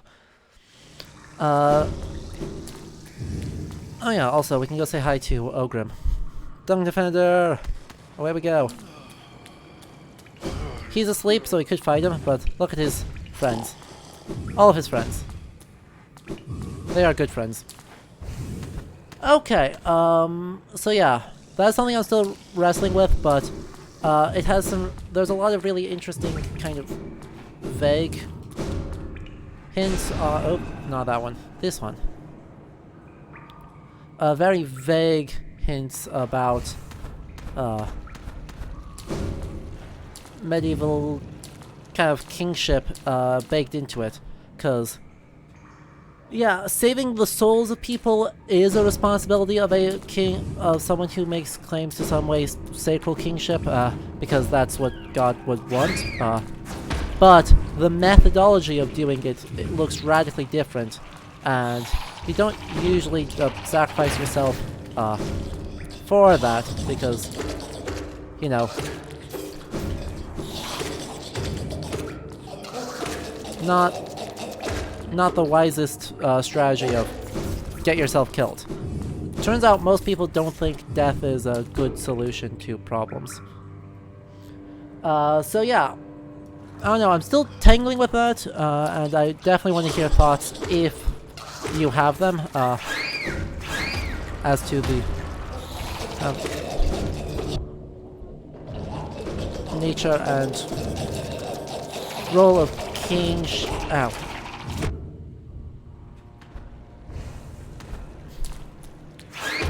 Ow. I don't know why I did that. Oh well. Slow heals. Slow, efficient, Okay, so I am suddenly there. This is not where I need to be. I need to be above the bench. So I need to actually go up. If I'm remembering correctly for where the breakpoint for entering Godhome or entering the new areas is. Because there's a couple new rooms in this. Oh, cool, I found it. I found the new rooms. Look at me.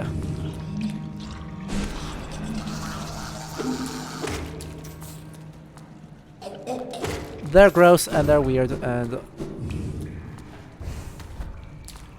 have a totally new enemy. Hey. Don't mind me.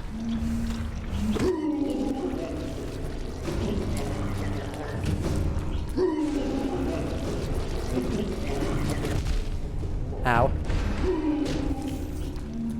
Rude. And yeah, this room is terrible and I hate it.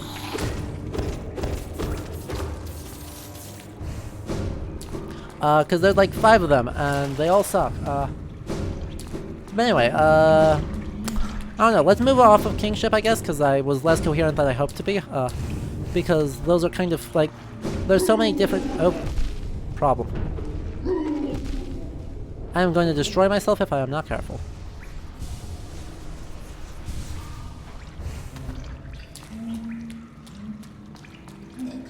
It's definitely advisable to just, ow.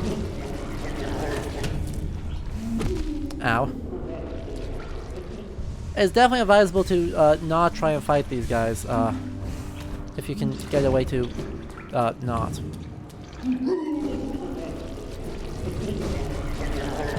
Ow, just didn't move far enough. Okay, well, progress.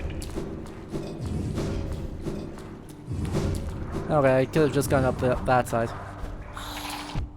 Really need to remember that there are always other paths. Anyway, what else can we talk about? I mean, the boring one is perhaps just that it is, it is a cool idea, and I am overthinking, but, that is also sometimes a valid answer. Because that is definitely a thing what happens.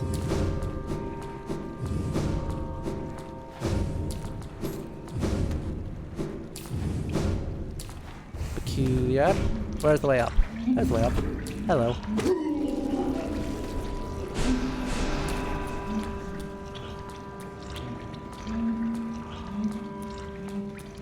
How far over did you go?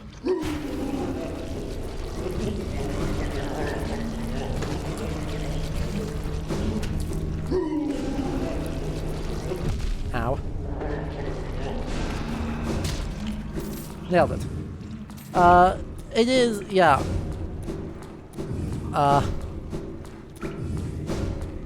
It is kind of a modern interpretation, but I don't know, like the idea of sacrifice is such a strongly built-in one to this idea. And maybe it's just part of this game world, where the idea of loss of something is just in a very real way core.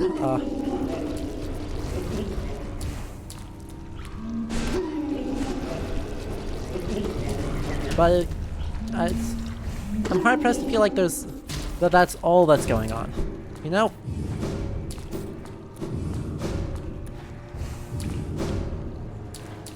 Anyway, we made it through that room while saying absolutely nothing. Yeah, I don't know. I want there to be something really interesting there, and I just don't know what that something is. I haven't figured out what that something is in like several years of thinking on the subject, so I don't know. it is interesting, and this big conflict of, like, I mean, God King, the idea of it being a God King is nothing new, though that is a misrepresentation of divine kingship, or of sacral kingship. But, nevertheless, there's something over here. Interesting. Anyway.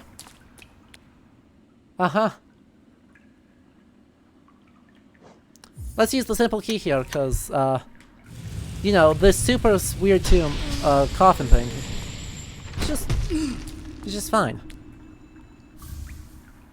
DLC, collected the God Tuner. Seek the gods of Hallowness, tune their power, through their strength ascend.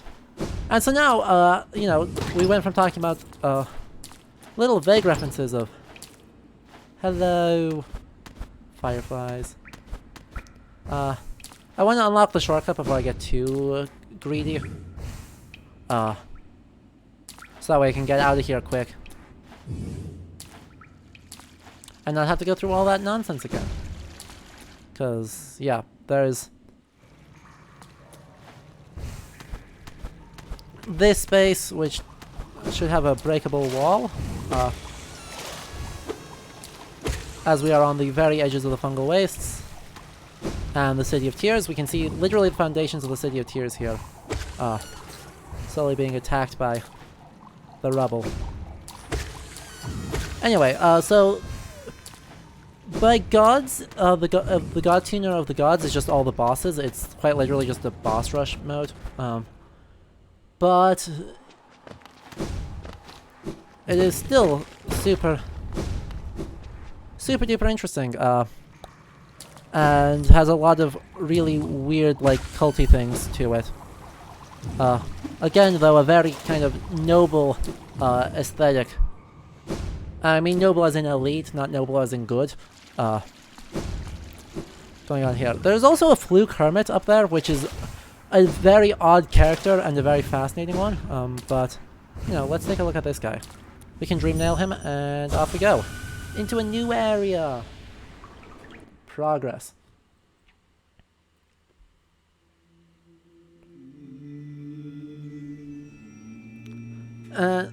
These guys are worshipping the Radiance, as do the Moth Seers. Blasphemy, rank blasphemy. Thou crawler, thou cringer, thou smallest of the small. By what right dost thou trespass here in this home of the gods? Shrivel away and be gone. Be gone! No, we will not be gone. I refuse. I refuse to be gone. So this is, I mean, we're talking about classical influences in the Colosseum. They are extremely strong here. You can see the huge kind of, Corinthian-style columns. As we unlock the various, things, because we have beaten every boss in this game except a few. Because I haven't even unlocked Grim Troop in this one. That should be the only... Okay, yeah, I'm missing Hive Knight and Grim for that one, but, you know, we can challenge these. We can bind all sorts of stuff. Or we can just do a boss rush instead. And do progress. We'll do this one boss rush. Obviously I don't have time left with only 25 minutes to do a whole bunch of too much stuff, but... Thou hast ordained thy own destruction. Through sacred combat we are attuned to the kingdom's greatest being. By entering this gate thou hast challenged the very gods of this kingdom. Dost thou consider thyself the equal of this pantheon, of its masters? Draw thy weapon, then, fool of fools, and be damned for thy arrogance.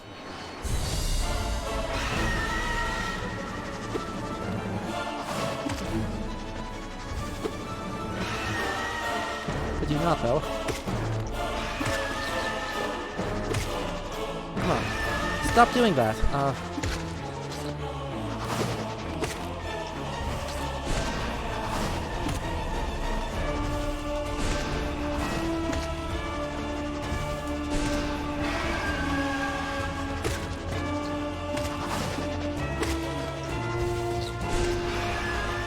Wow, he's gotten an HP buff since last time we fought him.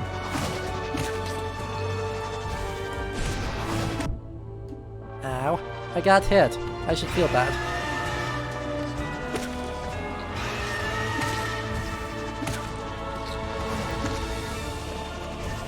And the music is just so good. I adore this music. We also get a Hornet fight remix in here, I know. I whiffed.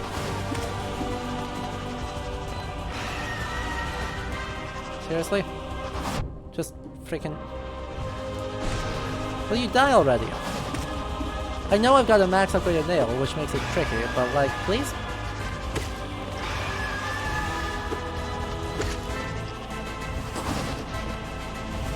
Please?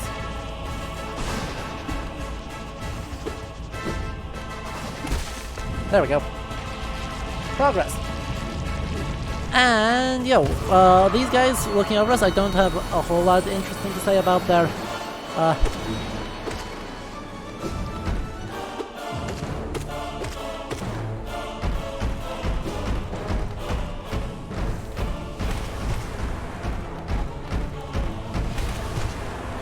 them and all of their, bits. Ow.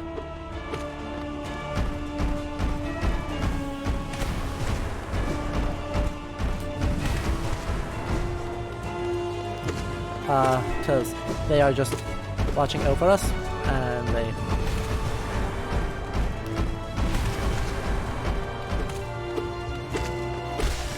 Hey, progress. Easy.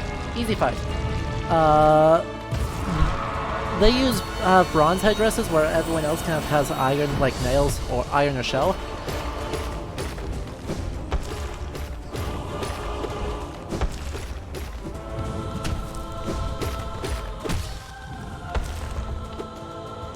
And...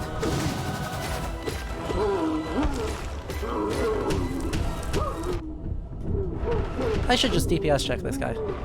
Even though it's a lot harder to DPS check him in this one.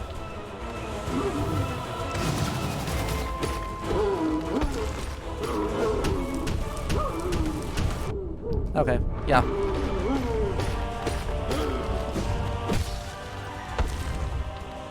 DPS checks away!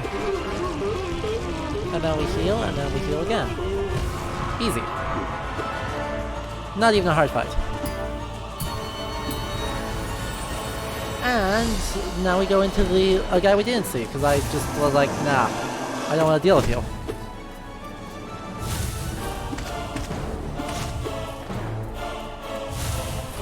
Oops.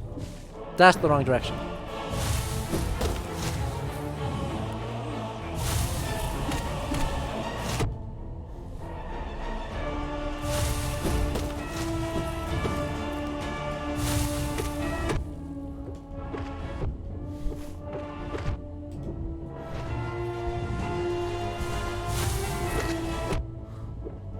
Could you please hurry up? Thank you. There we go. Progress. Or something. Anyway, yeah. The most interesting thing I really have to say on this, apart from this music is awesome, I adore this Hornet remix. This is probably my favorite single piece of music in the entire,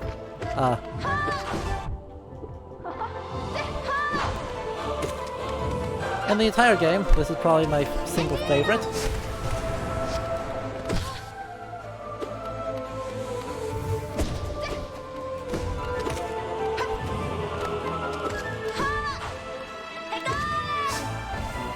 Boom.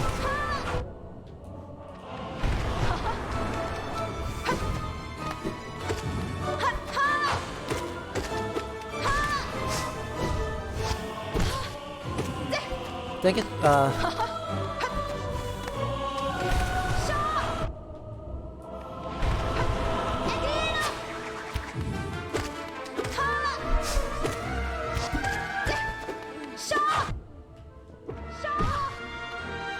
heal this time. 1, 2, 3. She actually let me get 3 full heals off. Hornet, you're slipping. And Hornet actually, I think, Hornet actually knows that this is a weird off place, which is actually really cool. Anyway, these guys, all the things we're seeing here is a lot of bronze, which, I mean, very much, the style of the architecture and the bronze very much evokes a specific classical style of architecture and of culture. I mean, quite literally Bronze Age. But what is, I think, doubly interesting is like the leaves also suggest this. This is a whole thing utterly unlike anything we've seen thus far. Oh crap, this is you. I forgot how much I have forgotten very many of the stages of these fights. Ow. Oh well. Seems to be going okay. Ow.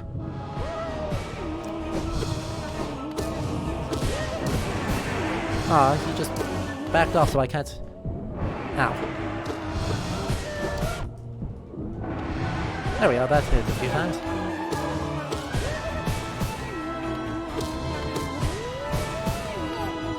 And progress? Yeah. Heals. Hornet is probably the coolest character in this entire game, which is why she's getting her whole entire game. Silk Song comes out soon, question mark? Oh good, and now we get to fight Dung Defender. I know I can do a lot of good with the down... Ow.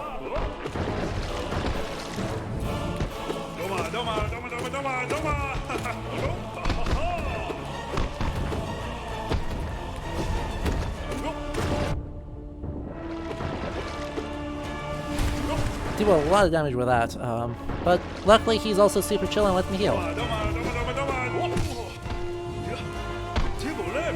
Boom.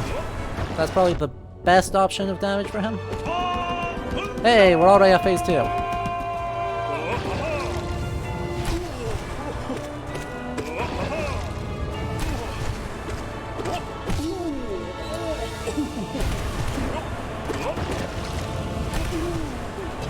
Easy fight. Easiest fight. Come on, get the heal off. Yeah. And he blasts off into oblivion like Team Rocket. And off we go into another, thing. This guy again.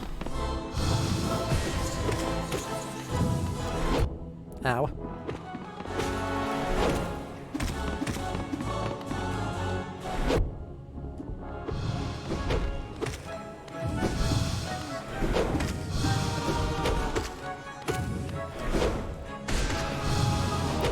And focus mode a little bit, because he can still ruin my day. Ow.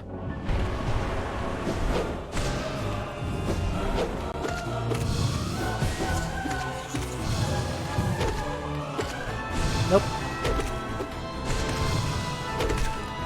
There we go. Easy. Hey Mitsune, glad you can join us here at the end. We've only got a little while left, but, you know, we're doing a boss rush just to show off Godhome a little bit.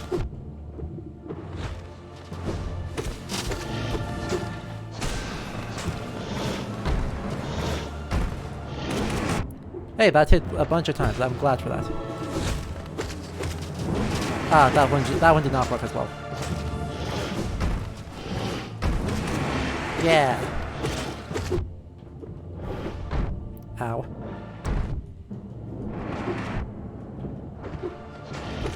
I should probably not just be infinitely damage checking, to actually, like, play smart.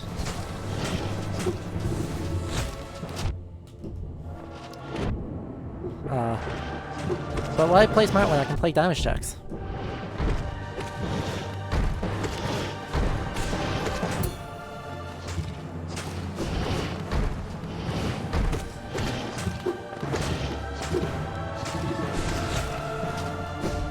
Ow.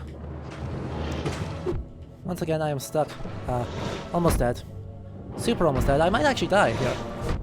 Hey yo, got the heal off just in time.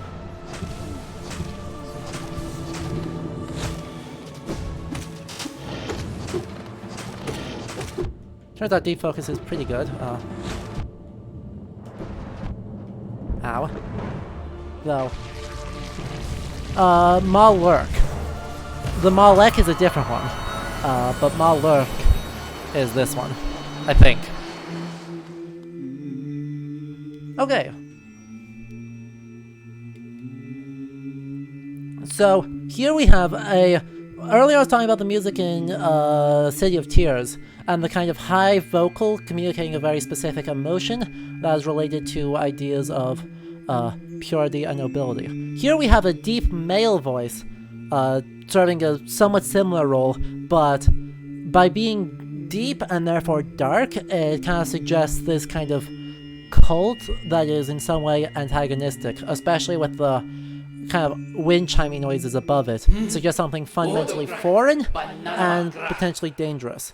And the harsh voices of the Godseeker reinforce that. So it's super cool. Super cool music design. And yes, we drown out...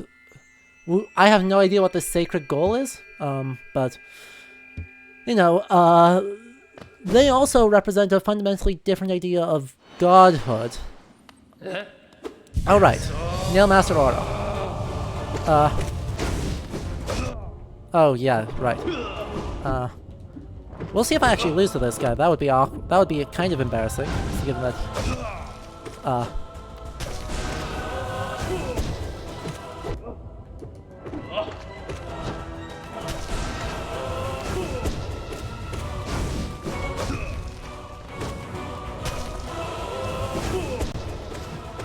Ow.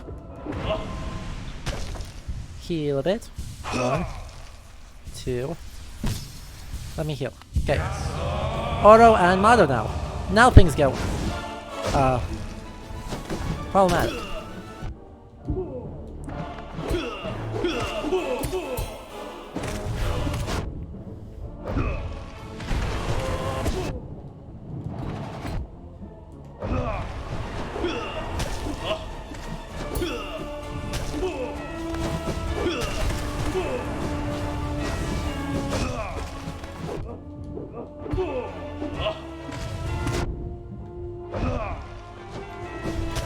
And without, I don't know if I'll be able to heal, realistically. Ow. Because I have, the wrong thing.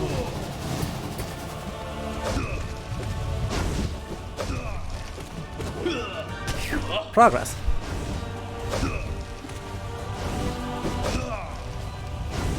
Ow.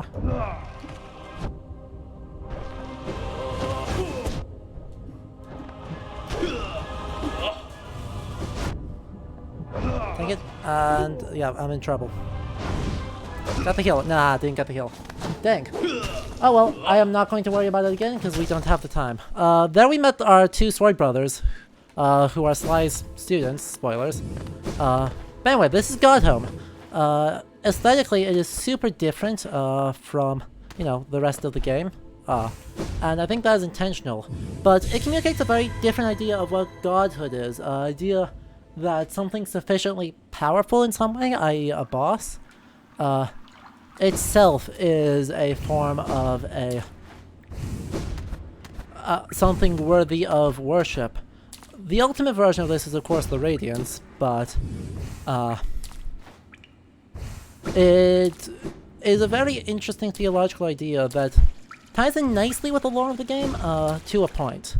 So, with the White King being both kind of god and very much fitting into this, like, divine,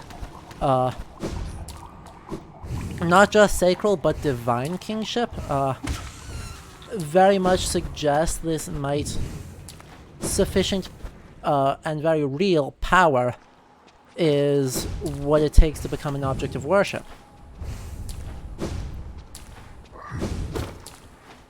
And that's a cool, something that makes potential sense within the lore of the world, but very much goes against the medieval construction, because attempting, that is in some fairly meaningful sense trying to go against God, and kind of deny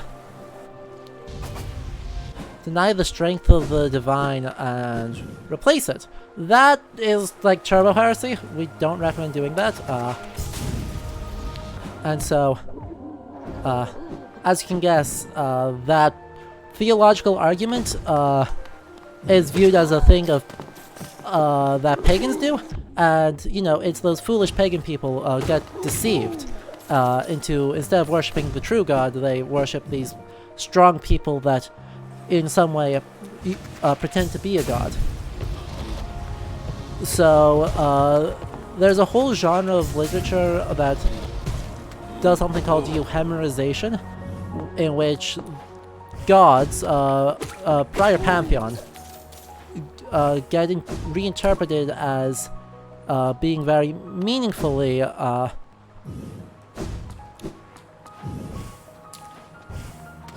human. And so Ynglinga Saga is an example from Norse context, but Euhemerus is of course the original, where the classical Greek scholar Euhemerus is the one who originally suggests this, and nay, I want to unequip a bunch of these things, because I don't need you, and I don't need you. I would rather have I don't need you. Groverfly's Elegy is excellent, but I don't really need it. Spell Twister, I think. And maybe we go Quick Focus? Either Quick Focus or Nailmaster's Glory. I think Quick Focus.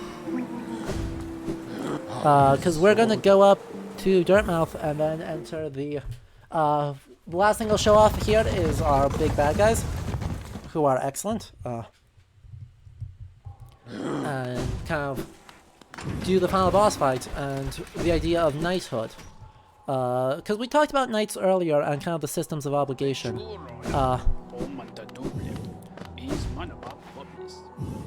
The clearest example of it, in this game, and one that I think does it really well, is that of our final boss and title character.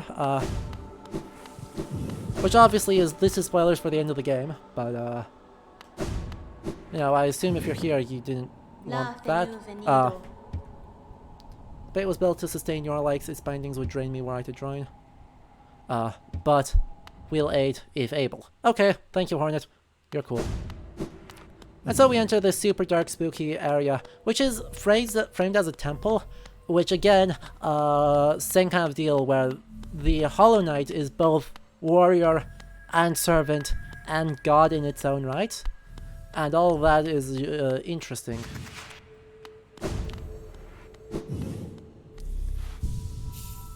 But we can go in and we can take him on with all of another phenomenal track to kind of wrap us up here. We will go for true ending on this, so don't worry. But again, some of the same things we've been talking about of size and wow, what a strong beginning.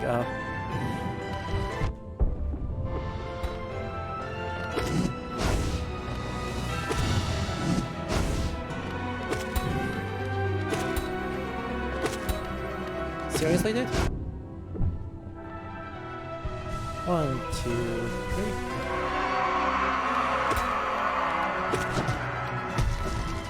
Well, I am not winning any awards for the quality of my play here, but that's fine.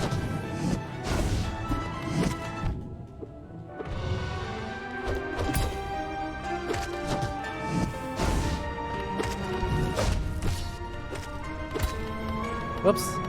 I had a chance to heal there, and I didn't end up taking it, because, yeah. That's alright, I don't need much of a chance to heal anymore. So, he is simultaneously god and warrior and loyal servant. Because of course he is. Ow. That's the wrong direction.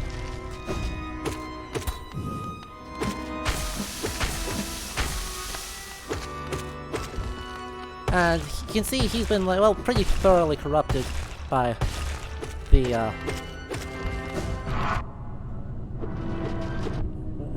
spooky goop.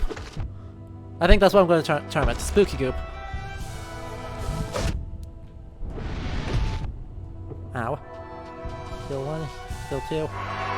And you're going to start healing yourself again? Or stabbing? Hey, there we go. Cracks it open, and go. So he's my aunt's, or previous... I am a failed attempt at creating him, but... Joke's on them, I do win. I am in fact better. So, look at how cool this boss arena is. It's just a space. Big horns. And then an odd sign. When I saw this, I think me and everyone else have a collective oh shit moment. Because this very holy space, a very heavenly with all the clouds and now the wings and feathers, and then we are just straight up fighting God. The previous God, but still God. Oop, well that's not exactly having the strongest beginning in the world here, am I?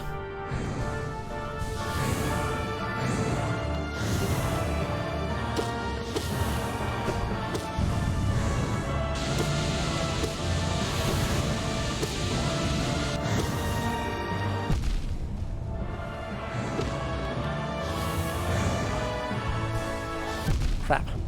I'm one hit away from death and I lose. Heyo. So I lose. That was Radiance. Radiance is hard. Radiance is really hard. But yes. It does invert the color scheme from every other title boss fight card, and it is super spooky. But that is kind of our enemy. The Radiance causes the plague that turns things mindless. It gives them more strength but makes them mindless, and it's what the White King was fighting against as the last of the Great Worms. So, generally super complicated and very narratively interesting, but I don't have necessarily a whole lot interesting to say about it from a historian's perspective, because the idea of fighting a god is extremely fantasy. Your D&D... any high-level D&D party will tell you that punching God in the face is kind of standard practice. But it's not something that's grounded in the Middle Ages in any meaningful sense. And so,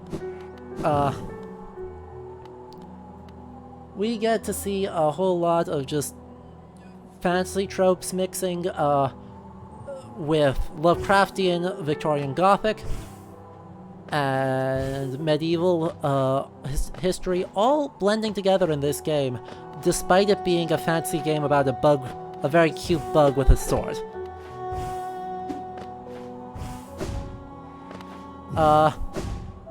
By and large, the idea in the historical Middle Ages, the idea of attacking, there is in, well, Christian and Jewish and Islamic Europe, elsewhere has different beliefs, but within those spaces there is a god, and you do not attack that god, and you, while individuals who claim to serve the god are fair game if they are corrupted, something like pilgrims are a no-go. You don't actually go and take on pilgrims because that'd be wrong.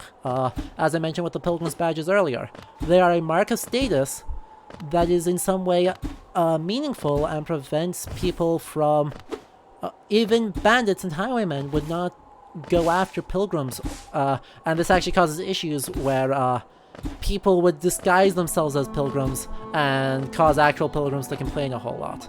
So, you do not... genuine servant of God is by and large off limits within the Christian and Islamic worlds. As is, of course, all sorts of other taboos. Lifeblood is something we didn't get time to talk to today, but that is heretical in the extreme. We've got one up here. The Kindly Heretic. Something about this concoction preserves life, very much an elixir of life, but at the cost of being heretical through some kind of destructive act. Because you can only get it through destruction, it is, well, deeply problematic. Come on, let me in. Let me do it, please. Thank you. Thank you. It is in some way deeply problematic. And so all that kind of sits alongside very traditional fantasy things. Really interesting theology sits alongside these fantasy things. Along with, you know, sword beams and such cool stuff. I love the sword beams. And, you know, on that note, I genuinely love this game. It communicates this wonderful blend of history and fantasy and different historical time periods, all in this incredibly stylish guise of Bug Knight. And I am a very, very large fan of it. So...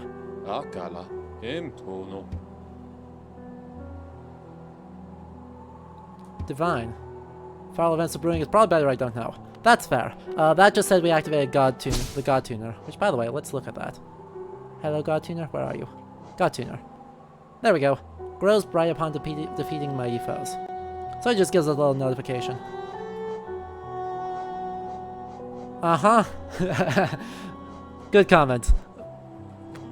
So, yo. And the terrifying things of, Deep Nest.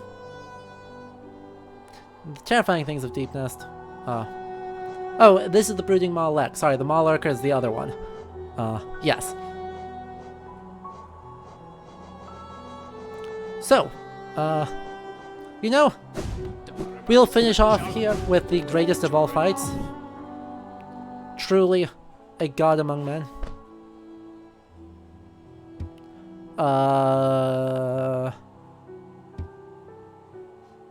We're gonna ignore the fanfiction. And we'll end off with our... Radiance got nothing on this guy. Radiance has nothing on the true hero of...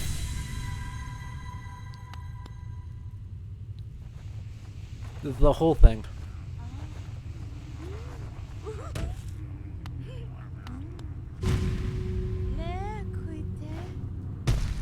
And, Zote. All praise Zote. He's gonna kick my ass, and that's okay. Ow. Could you not?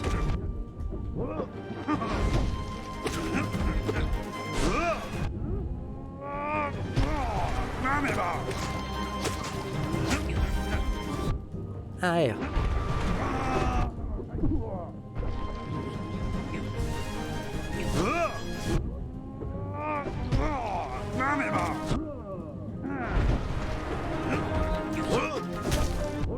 Yep, he's gonna kick my ass and that's okay.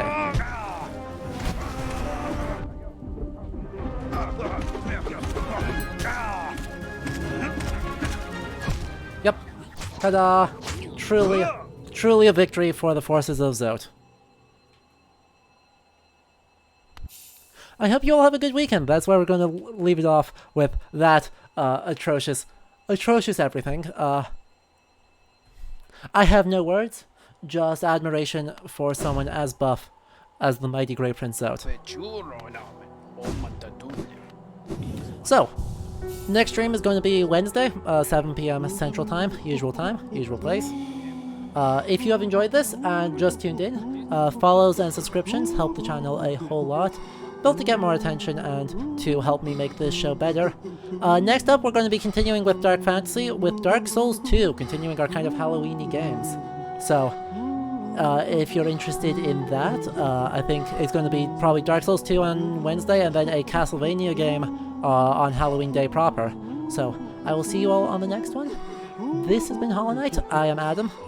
This is Lido History, and I hope you all have a lovely rest of your weekend. Bye bye.